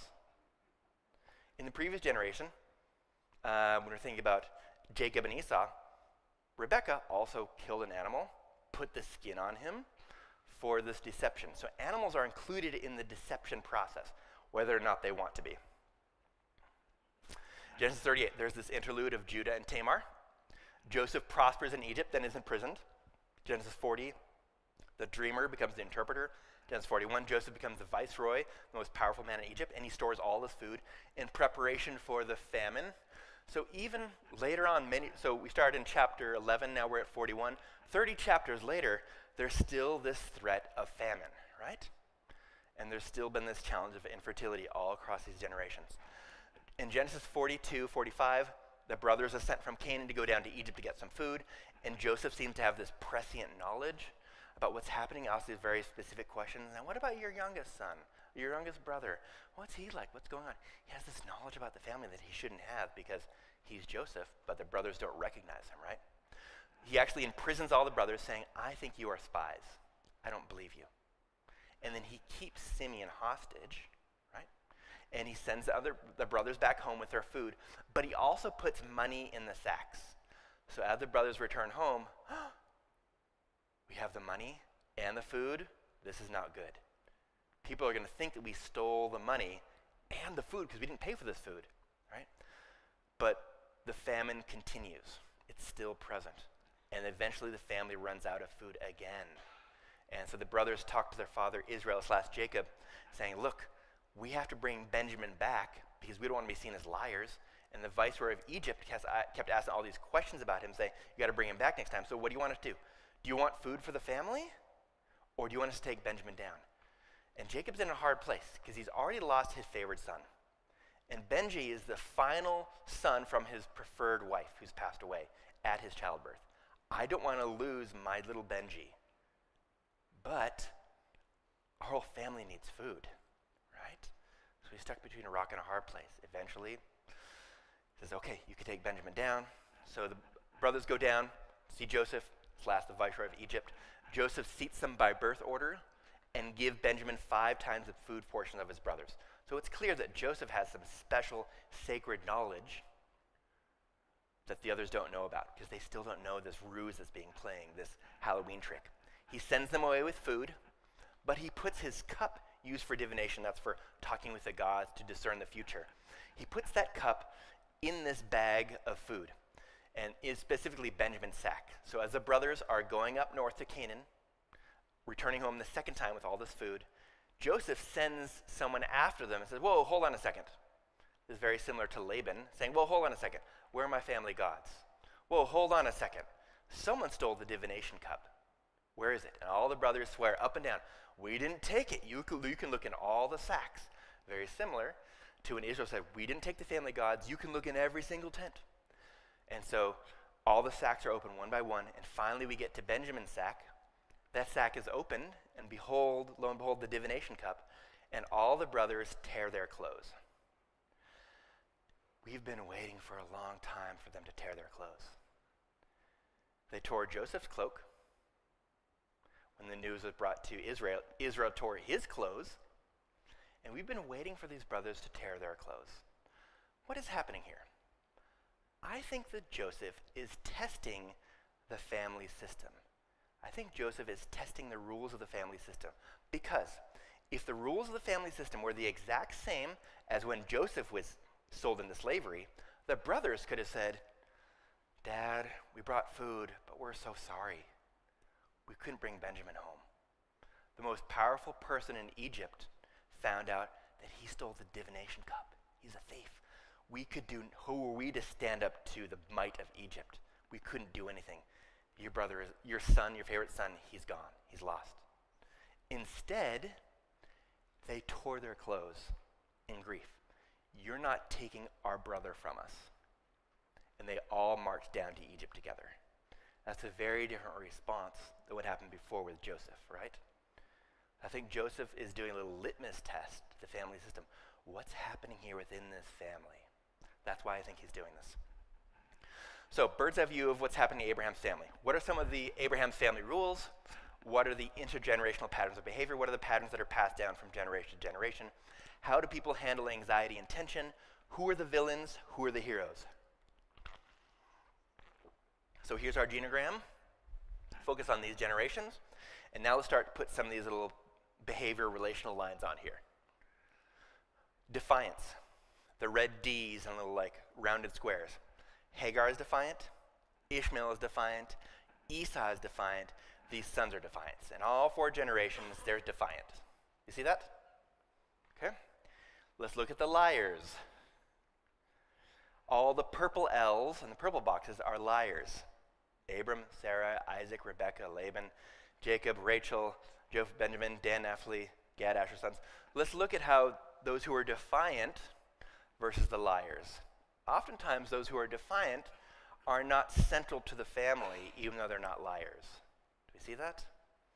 Kind of on the outskirts. Here's conflict in the family.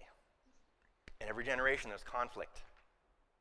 Lots of conflict between Abram and Sarai, Sarah and Hagar, Sarah and Ishmael, Ishmael and Isaac, Rebekah and Esau, Isaac and Rebekah as well, Esau and Jacob, Leah and Jacob, Laban and Jacob, Jacob and Laban's sons, Leah and Rachel, between the sons. There's all this conflict in every single generation. Favoritism towards the youngest offspring. In every generation, the youngest offspring is favored. Isaac, Jacob, Benjamin, Joseph. Extreme manipulation. And you could even say there's manipulation between Abram and Sarah. I should put that up there because of how he says, hey, can you please go participate in this harem to save my own skin, right? So in every generation, there's extreme manipulation. In every generation, there's some sort of cutoff where people run away or they are kicked out of the family. Hagar runs away. She's told by God to go back. And then Sarah kicks her out and Ishmael out. Jacob runs away from Esau. Then he runs away from Laban, right? And then Joseph is sold to some extended family members. He's kicked out of the family. So in every generation, there's something that's happening where people are kicked out of the family. So I wonder if Abram was running from something from Ur. I don't know. I'm not sure. I know he's running from infertility. We know that. But I don't know what else he might have been running from. But every other generation, there's some running happening as a way to resolve conflict. And there's this big unrepaired rift between Ishmael and Isaac, and we are still experiencing this rift on a geopolitical scale today, right? Yeah. So let's notice, here's one big takeaway. Just because someone is kicked out of the family does not mean that that anxiety disappears. It is still very present today, right? That anxiety, that unresolved tension has been passed down from generation to generation to generation, and we are still experiencing this unresolved tension in this family. So the solution of if this person would just move or pass away does not mean the tension would disappear. If it's unaddressed, it's still present, it just becomes latent. It becomes part of the family system. So, who are the villains? Who are the heroes? Someone help me out. Who's the villain in the family? Laban. Okay, he's a villain. He's a bad guy, through and through. Right, good. Any other villains in the family? Why Reuben?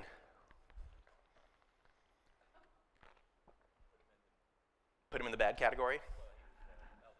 Eldest son, and he brought in the mandrakes. He helped facilitate some of this. He slept with Bilhah, so he's a bad guy. Okay.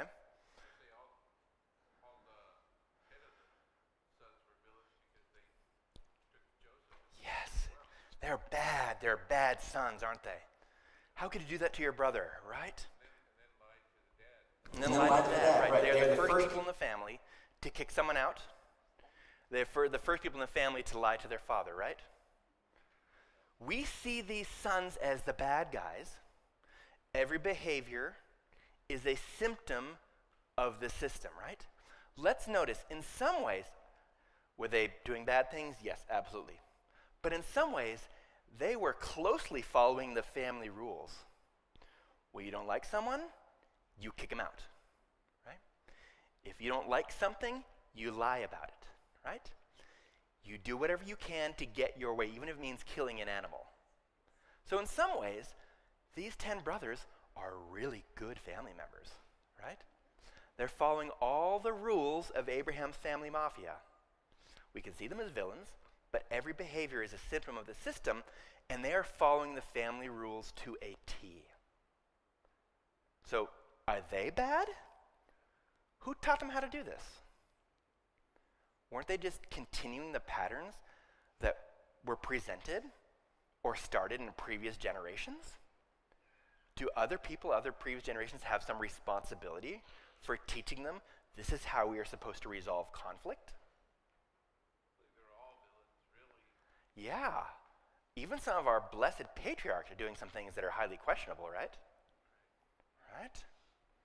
This is not a baptized family, right? I would feel uncomfortable inviting this family over to Thanksgiving dinner to participate around the table. There's going to be fights, or it's going to be cold and silent. Who knows what's going to happen with this family, right?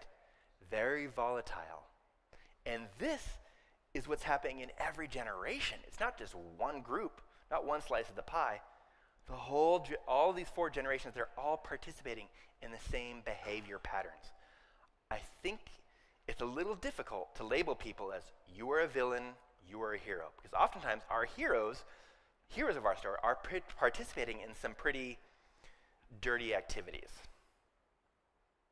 Okay. In every generation, there's conflict in the marital unit. In every generation, the younger son receives the blessing. In every generation, there's conflict between the siblings. And notice this conflict between the siblings did not start here. There was conflict way back with Cain and Abel, right? There's always been conflict between brothers. We say it's always between brothers. Brothers are the problem. That must be the problem. It's the brothers. And I think one of the underlying rules of the family is do whatever is expedient to get what you want now. And we'll deal with the consequences later. Because some of the choices they make have dire consequences down the line as the story unfolds. I'm guessing you know other people in life, not your families, but other people, who often have a similar mindset. I'm going to do what I want now, and I'll let the chips fall where they may. And sometimes we're not always thinking about long-term consequences when we're just trying to find a quick, short-term solution. So whatever we refuse to acknowledge, we will undoubtedly and unconsciously pass on to others. So I'm trying to let you see that these patterns that are happening in the family are continuing on from generation to generation. And if we can see similar patterns in our own lives, we might figure out what I'm doing is actually part of a larger pattern. And the stress that I'm dealing with is old. It's not new. It's been passed down from generation to generation. And the behavior patterns to accompany that stress and anxiety is also passed down like a precious family heirloom to us, and we continue the same sort of behaviors. And this affects our life satisfaction. Let's look at this, Genesis 25:7. These are all the years of Abraham's life that he lived, 175 years. Abraham breathed his last and died at good old age, an old man and satisfied with life, and he was gathered to his people. Let's look at the next generation, Isaac. Genesis 35:28. Now the days of Isaac were 180 years old. 5 years more. Then Isaac breathed his last and died and was gathered to his people, an old man of ripe age. What's missing? Satisfied with life. Good. Let's look at the next generation. Genesis 47:9. So Jacob is talking. Notice he's Jacob now, not Israel. He flops back and forth to Pharaoh. And Pharaoh just asked him about his life. And Jacob/Israel says, the years of my living abroad are 130. Few and unpleasant have been the years of my life. Notice the life satisfaction has changed from generation to generation. And this is what happens when anxiety is stuck and caught in the family system and is passed down to the subsequent generations and not dealt with and continues to go out on the next generation. So we can see how this ends up affecting individuals' life satisfaction, especially the patriarchs. Too many people spend their lives being dutiful descendants instead of being good ancestors. The responsibility of each generation is not to please their predecessors, it's to improve things for their offspring. It's more important to make your children proud than your parents proud. If you want to make changes in the next generation, even if your children have already left, if you want to make changes in the next generation, you don't make them in the next generation. You make them in yourself. When you make changes in yourself, you end up adopting new behavior patterns, which means you're interacting with family members differently, And if you deal with some of your own resolved distress, then you have less distress to react to and to pass on to future generations. A lot of people think, well, I'm going to make it better for the next generation. If they don't work on themselves, they inadvertently passing on the same sort of things. Genesis 48, swapping of the hands. So what happens is Israel's old, and Jacob wants Joseph to come to him. So Jacob says to Joseph, God Almighty appeared to me at Luz in the land of Canaan and blessed me. And he said to me, behold, I will make you fruitful and numerous. I'll make you a multitude of peoples, and will give this land to your descendants. Notice this promise of land and fertility present when he's recounting this to Joseph as an everlasting possession. And then he has this really interesting interlude. And this confused me for many years, but I think there might be something interesting here that is happening in this conversation between Israel and Joseph. So Israel says, now your 2 sons who were born to you in the land of Egypt before I came to you in Egypt, those sons are mine. He's adopting these sons. Your 2 sons are my sons. Ephraim and Manasseh shall be mine, just as Reuben and Simeon are. I'm adopting your 2 sons. And then he says, but your children that you have fathered after them shall be yours. They shall be called the names of their brothers and their inheritance. Now, as for me, he's doing some self-reflection. When I came from Paddan, so running away from Laban, Rachel died, giving birth to Benjamin, to my sorrow, in the land of Canaan on the journey, where there was still some distance to go to Ephrath. I buried her there on the way to Ephrath, that is Bethlehem. Why is Israel bringing this up right here?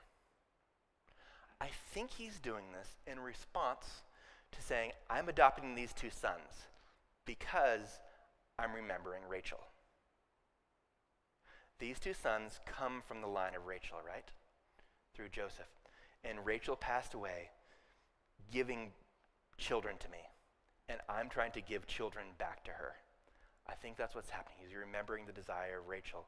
Saying, I'm taking these 2 sons as mine, and they are in the line of Rachel. So in other words, these are Rachel's sons. Your sons are now Rachel's sons. And Israel said to Joseph, I never expected to see your face, and behold, God has let me see your children as well. Praise the Lord. Bring them forth. I want to bless them. So Joseph brings his sons, eldest and youngest son, on the right and left. And Israel reached out his right hand and placed on the head of Ephraim, crossing his hand, who was younger, and his left hand on Manasseh's head, crossing his hands, although Manasseh was the firstborn. So Joseph brings them, oldest, youngest, and instead of putting his arms straight out, Israel crosses his hands. And Joseph does not like this. Joseph saw that his father placed his right hand on Ephraim's head. It displeased him. Whew. I mean, we haven't heard Joseph being displeased at much, right? But this set him off. So he grasped his father's hand to move it from Ephraim's head to Manasseh's head. And Joseph said to his father, not so, Dad, you're doing it wrong. For this is the firstborn. You're confused. Place your right hand on his head. I'm going to help you do it. But his father refused and said, I know, my son, I know. He will also become a people, and he will also be great. However, his younger brother shall be greater than he. Does this remind you of what happened in the previous generation? Yeah? And his descendants shall become a multitude of nations. Here's what I think has happened. I don't know for sure, but here's what I think is happening. Remember in the previous generation with Jacob and Esau? God had already told Rebekah knew that the older would serve the younger, right? Rebekah was trying to take things into her own hands in such a way to force the situation. So her favorite son, who had the birthright, would now have the blessing. I'm going to force this to happen. I wonder, in an alternate universe, I wonder what would have happened if Isaac would have sent out Esau to go hunt the game. Esau comes back with the game, prepares it for Isaac to eat. And Isaac says, now hold on a second. Let's bring your other brother here. Why would you want to bring your other brother here? Why would Jacob has nothing to do with this? Jacob comes into the room, and Isaac crosses his hands and blesses the youngest son. And Esau would have protested just like Joseph did. Don't do this, you're doing it wrong. And he said, I know, my son. You will also become a people, and you will also be great. However, the younger brother shall be greater than he. There could have been some protest, but the family would have stayed together. What an elegant solution to what happened in his family. Because Israel's family was torn apart. But he's saying, we're to show some favoritism, we're going to bless the younger, but he's not trying to tear this family apart. Because I think we know that, was it few and unpleasant have been the days of my life? I think he's trying to make some repair, imagining he makes some repair of what happened in his family. Okay, so closing theological reflections. We looked at the family, and let's transition back to some theological reflections. After viewing this family, what does this tell us about their character compared to God's character? And I think God chose to make and remake his covenant with imperfect people in imperfect families, right? Wildly chaotic families and people. He chose to continue. He could have said, okay, this is clearly not working, right? I'm going to go to a different family. But he continued to remake his covenant with this family. People seem to work really hard, even taking advantage of each other, to obtain or protect God's already promised blessing. Yet sometimes they also seem to put that promise in jeopardy. God works even harder to not let our dysfunction ruin his covenant with us. It's righteousness by faith for a reason, right? It's not built on their behavior, their dysfunction. It's righteousness by faith. In fact, when God created his covenant with Abraham, do you remember the story? I think it's Genesis 15, where he has Abraham come. He says, bring some, I think it's like a cow and a goat and a pigeons, and cut them up and put them in a line. Do you remember that story? Can I get a volunteer to come up here and sit down? Thank you. Is it Dave? Is that right? Yeah, take a seat. So typically, when there's something called a suzerain king covenant, what happens is a powerful king, that'll be me, comes in with my big army and I surround the city, and here's Dave, the leader of the city. And I say, let's cut a covenant, Dave, you and I. We're going to take these animals and we're going to cut them in pieces. So I'm going to have you do the dirty work. So I want you to stand up, please, and separate some animal pieces to the right and the left. That's right, you do all the dirty work. I don't want to get my hands dirty, right? And go ahead and sit back down again. Thank you. Now, we're going to cut a covenant. So we have the arrangement, and I set the terms of the arrangement because I'm in charge. And I say, and if you don't meet these terms, now I want you to stand up and I want you to walk through these pieces of animal. And if you break this covenant, let you also be cut like these animals. That's what's happening. All right, go ahead and sit down again. So that's how the typical suzerain king covenant operates. But in this story with Abraham, God says, you put out the different animals. And instead of God making Abraham pass through these cut animals, saying, if you break the covenant, then you will pay the price, God passes through the animals instead. If you break this covenant, then let me pay the price. So there's a big difference in the type of covenant that God is creating compared to the covenants of people. There's a big contrast between God and humanity. There's God's fierce covenantal loyalty, his love, his hesed, versus Abraham's family loyalty, right? Not that loyal. When you don't like someone, you kick him out. And that's not what God is doing. Finally, sometimes the actions of one person can change the family tree.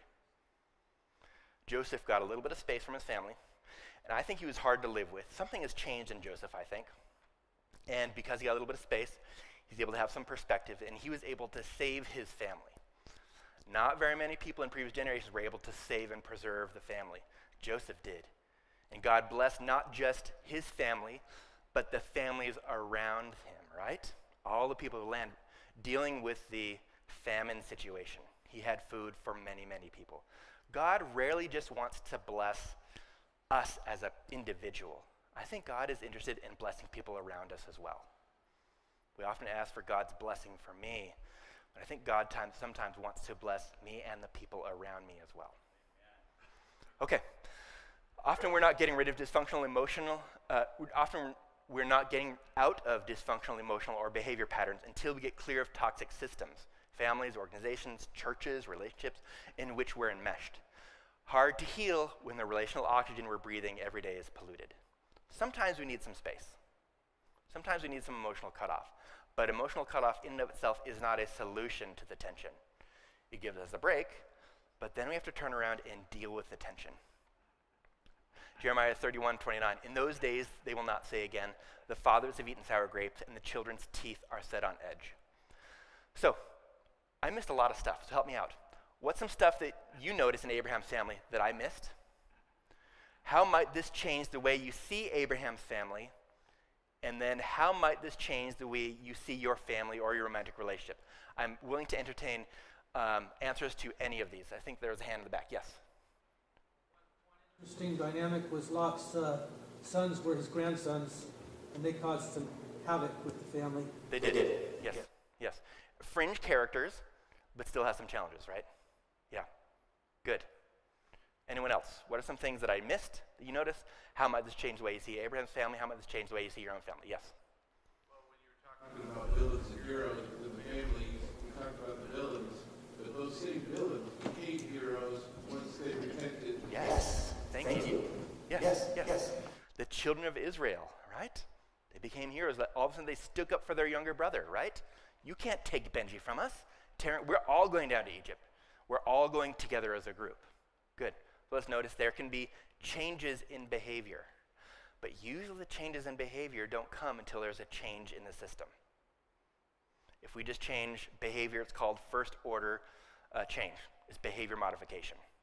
If we can change the system rules, it's called second order change. We're changing the rules of the system, which provides more space for other people to have different sorts of behaviors. And then another thing, Genesis 25, I believe, verse 5, God doesn't say Abraham was a disobedient child. He said he kept my laws and my statutes, and we can see how he didn't keep them, but God still looked at him as though he did, because he knew his heart. Right. And we can see how Abraham's faith has progressed through time, right? Culminating on Mount Moriah, right? He was willing to sacrifice his wife to save his own skin. And then it shifts to like, I'm willing to sacrifice my favorite son because I believe you're going to protect me. There's a big shift from the beginning to the end in his life. There's been changes in his faith, and I hope we can also see that means there could be changes in our faith as well. Good. Yes? Desire to change the dynamic in your family. How are we going to learn how we identify that dysfunction when you're living and you're doing it and you grew up in it?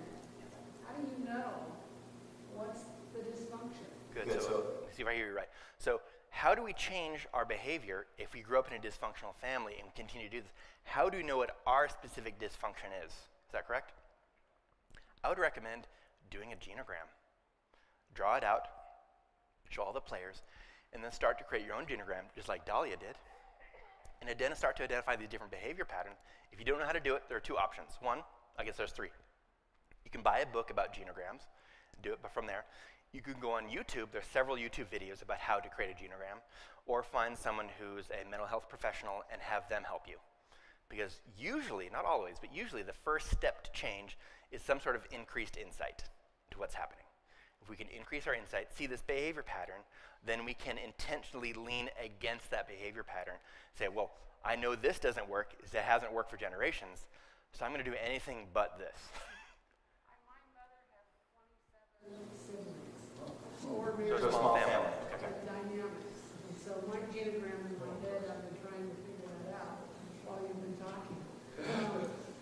So you have a rich resource from which to see lots of different behavior patterns as you go, oh, it's here, it's here, it's here. Oh, I see, this is a clear pattern, and I see how I play into it. But not everyone has that opportunity to have such a rich canvas on which to see these behaviors. And that's a generation back. They never address it. Yeah. Typically, most families don't address things. We just try and stop it. But stopping it, what does that mean? We didn't get rid of it. We probably pass it on to the next generation. But so by increasing your insight, every behavior is a symptom of the system. What are the characteristics of the symptom in your families? And that should probably be the first clue. Be curious about that. Sniff around there. Like a hound dog. Sniff around, try and figure out what the behavior patterns are to increase insight into your own behaviors. Good. What else did you notice about Abraham's family that I missed? How does this possibly change the way you see Abraham's family? How might this change the way you see your own family or romantic relationship? Yes, in the back. To respond to that, but in the symptom of the system. The system is the fact that as humanity is that system is a broken system, which is a sin-filled system. So every generation, whether it's the Abrahamic or our own personal life, the system is it's a sinful family dynamics.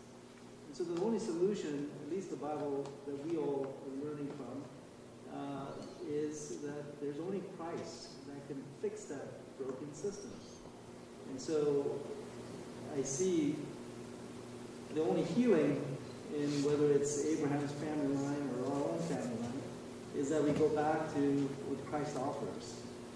And so I guess even within our own church family or whatever family, we do need to focus on Christ because that's the only real solution.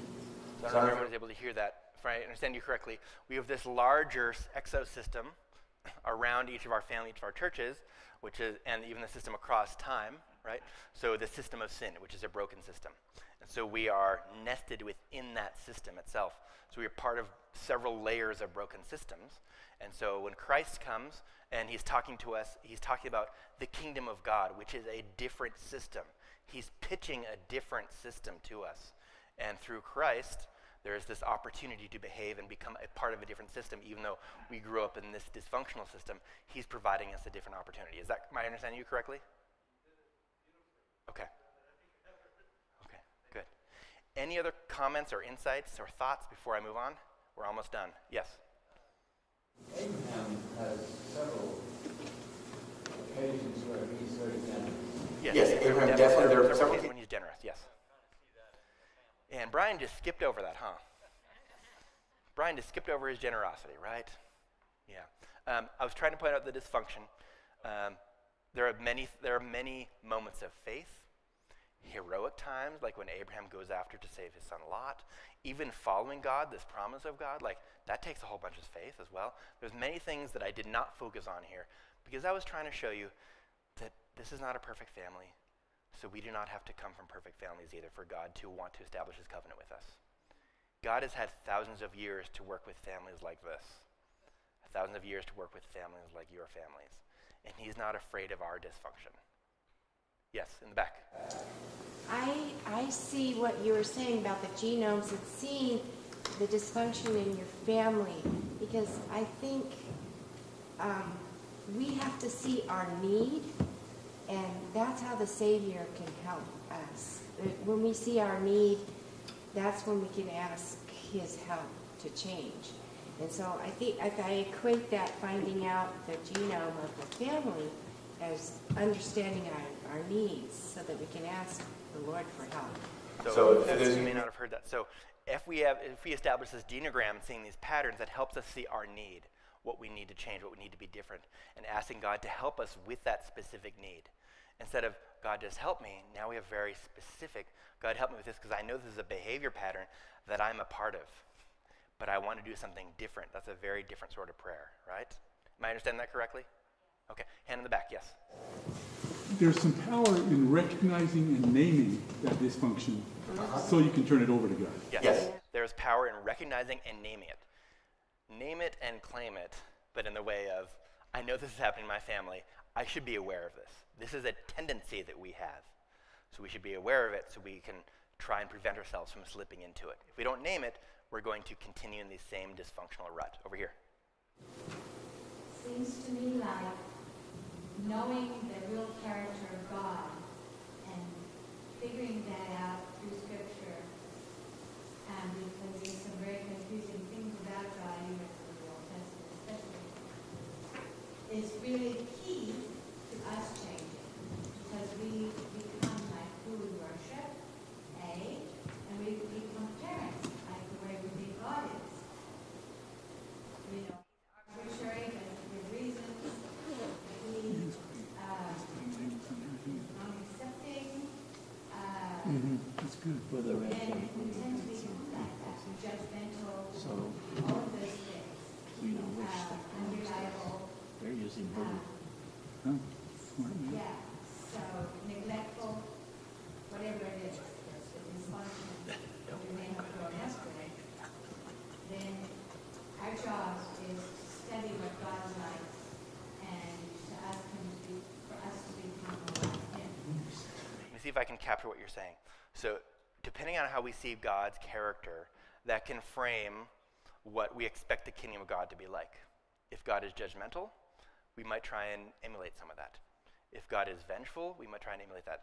If God is unreliable, we might think that this is part of what it's like to be part of the kingdom of God. And we might even see a difference between the Old Testament God and the New Testament God, right? But I'm hoping what I just shared with you is the suzerain kings, when God is talking to Abraham, this is the covenant I'm trying to create with you, cutting the covenant. This is the covenant I want. I want to pay the price when you break the covenant. So I think that's clear in the Old Testament, and he's fulfilling that in the New Testament. But I believe that's when we see a certain character of God, if we try and if we see certain characteristics and we try and copy those characteristics, some of those characteristics might not necessarily be the core of God's character. We might misinterpret who God is. I think there's lots of questions about who God is, because sometimes there's a lot of clarity, but there's often questions like, why did this happen? I don't understand everything. So I think that it's good for us to be curious about what's understanding this and not give up being curious to search for God's character. Yes? I'm curious about Abraham got married again. Now, how does that work in with your lecture? Right. How He got married again. He had some more children. Yeah. But unfortunately, the narrator of the story decided to mention it and said, we're moving along. It's not important because we moved on to the next generation. Yeah, because the narrator had a very specific story and thrust and purpose for his narrative, right? Connection between God and the divine, God remaking his covenant, or these other fringe characters. It doesn't mean they're not important, but the narrator is trying to fit many decades into a few chapters. So he had to make some choices. There's a lot of things we don't know. Yes? Number 3, when I see stress in my children and their interactions, I have to own the reality that I've set up a system, or I am participating in a system that isn't helping them or is fostering them. When I see stress or dysfunction in my children, I have to own some responsibility that there's a chance, even if I was not intending to, there's a chance the impact was that I might have passed on some unresolved tension, distress, and coping mechanisms and behavior patterns to them, even though that was not my intent, that might have been my impact. And if we can own some of this, I don't know what's happening in this church family, but sometimes there is resentment from future generations to previous generations about how they were treated, or they're not willing to take responsibility. But I think just like these sons of Israel that tried to get rid of their brother Joseph, I'm wondering what would happen if the parents would have taken some responsibility for that. I don't know. There's a lot of things I don't know about the narrative, but it's clearly these brothers were just continuing what they saw in previous generations, right? Our offspring will do the same thing. But if we can take some responsibility that we created the system, we passed on the system that we learned, there's a chance we passed on some stuff that's not so great. Even though we didn't mean to, that's what happens in families. And if we could take some ownership over that, then all of a sudden it's easier than, well, I have to cajole you to change your behavior patterns. Well, we're part of the same system, just a generation before. Oh, more hands. Okay, let's do here in the back. Yes. So then when I maybe look at the family I came from, and maybe I'm upset about some of the things that got passed on to me, I realize that that was what got passed on to them. They were just not, trying to look like they were calm and not talk about it and not deal with it. Correct. And so it's not about pointing at the previous generation and pointing them to blame. I was like, oh, this is the playbook that they were given, and they naturally just passed down that playbook to us. We just pass it on. So this just happens without any insight. This is just what's going to happen. We just pass it all down. So we all play a role in being responsible for changing some of this. I think there was a hand over here. Yeah. Okay. We'll be right back. Yeah. Some of these systems, cultures have been in place for hundreds or thousands of years, would be Roman or Greek or Babylonian, Jewish, Asian, Western culture, and that has a lot to do with the way we deal with grief or loyalty or any number of behaviors. Agreed. But in every culture, every generation, there's some sort of distress and tension that is passed down. But if we can increase our insight, there's a chance we can change them. We can recognize the patterns of behavior that we ascribe to, we participate in, and decide to intentionally break break those patterns by leaning away from the patterns and doing something different. Yeah, but see, a good deal of us, our kids are already grown and are having their own family problems. So we can't do anything about it. No, we can't, so what can we change at this point? If we change ourselves, we will create some more space in our relationship with our offspring if they want to continue to have a relationship with us, and they will notice those changes. I can't tell you how many times I have worked with an individual or couple in therapy, and they talk about how much difficulty they had in their childhood, but now my parents are different. I wish my parents now were the same back then. It would have been a different childhood. But subtext is, I'm glad they've changed now because now I can have a good relationship with them. It's a different sort of relationship. You can still make changes now and still create a different environment for your children when they come to visit. You can still make some changes, and they will notice those changes whether or not they notice them explicitly or consciously, or they mention them or not, but they will notice the difference. Yes, and there's a chance. We don't know what changes we make in our life. We don't always know the ripple effect of those changes. And after all these years, if your children see you make a change, they might go, wow, this has been a pattern in our family and I didn't realize it, and now my parent made this change. How powerful they are able to make this change after these different years. Maybe there's hope for me to also make some of these changes. We don't know what kind of courage or space that's going to create for others. But if we want to make changes in subsequent generations, we have to make changes in ourselves. Hand over here. Yeah.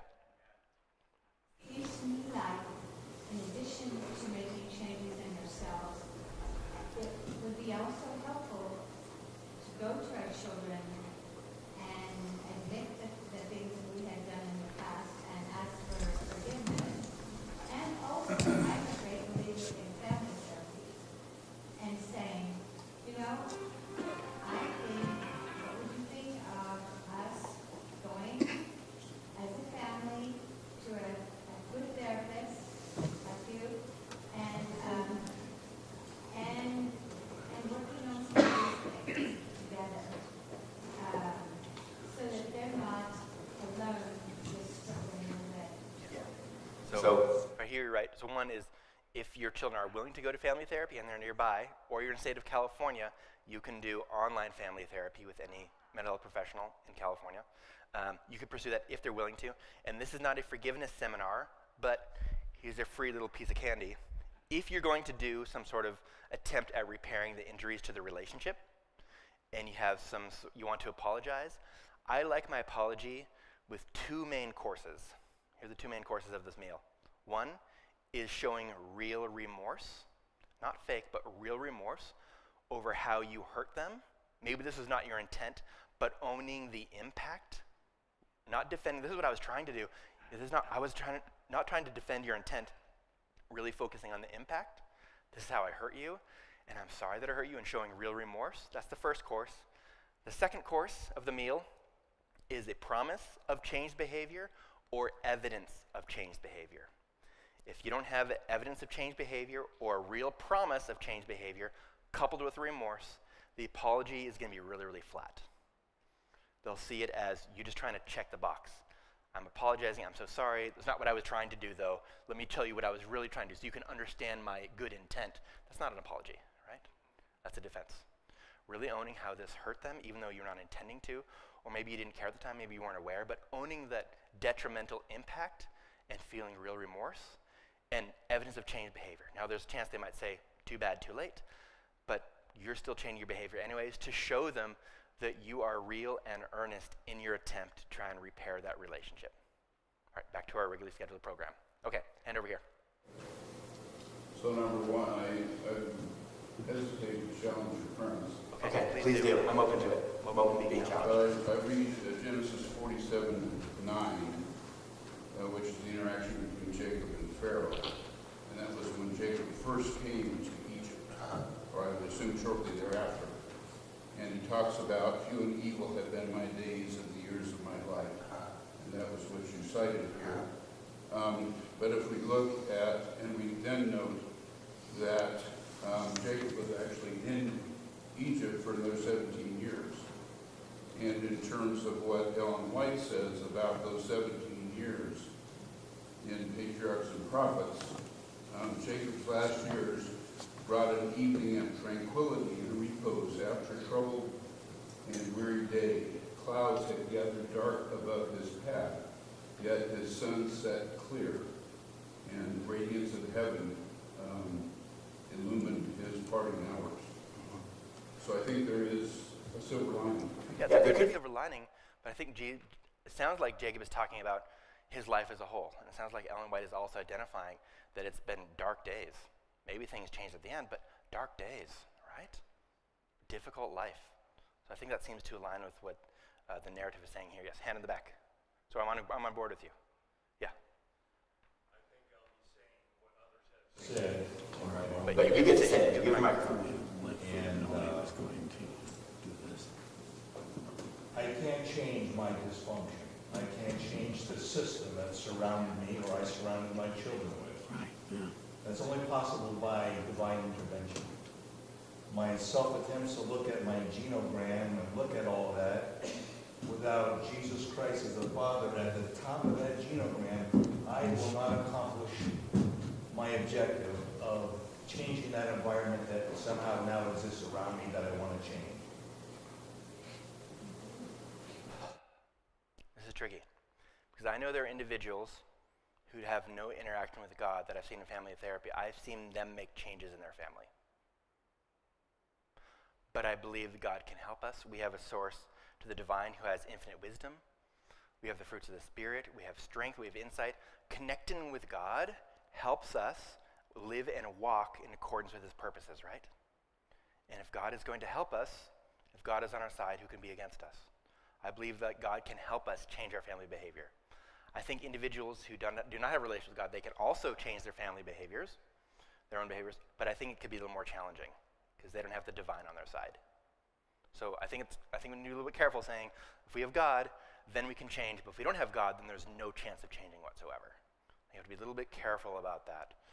Otherwise, we could see like those families are doomed to continue to make the same behavior choices as the previous generations, where maybe increasing a little bit of insight will help them, will be like the tipping point for them to realize, oh, now we have more opportunity for change because we've been stuck in this rut and we didn't even know it. But have you discounted the ability of the Spirit to work in those who don't yet recognize the value of divine intervention or relationship with God, yet the Spirit still works with them for them in their behalf. They don't know it, we don't see it. Agreed. But the Spirit has moved them. Agreed. That God works with people even when they don't know that he is blessing them. Yeah. Yes, totally agreed. They may not identify it as such, but God can still be blessing. There can be a pattern of God's blessing in their lives. Agreed. Yeah.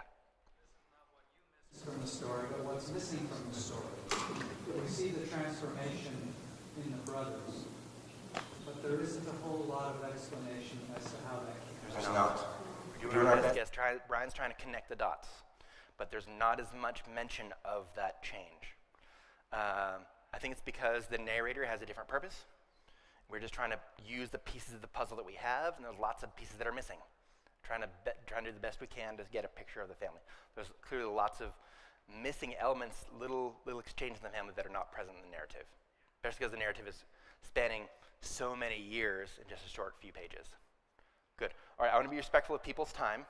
We went over with these good questions. I appreciate that. Let's have a prayer. Is that all right? Okay. Glory and honor and power to you, God. You are so different from us. You are loyal and faithful and determined and gracious and loving and merciful. You are different from us. I pray that you help us in our families. We have a lot of dysfunction in our families. We have a lot of dysfunction in our own behaviors, but we know you are the good teacher. You are the Prince of Peace, and we call on you to help us tonight, Lord. Increase insight into our behaviors. Help us see where we have done wrong. Take ownership for that. And I pray you give us the strength and the wisdom and the discipline to make these changes. We love you, Jesus. Amen.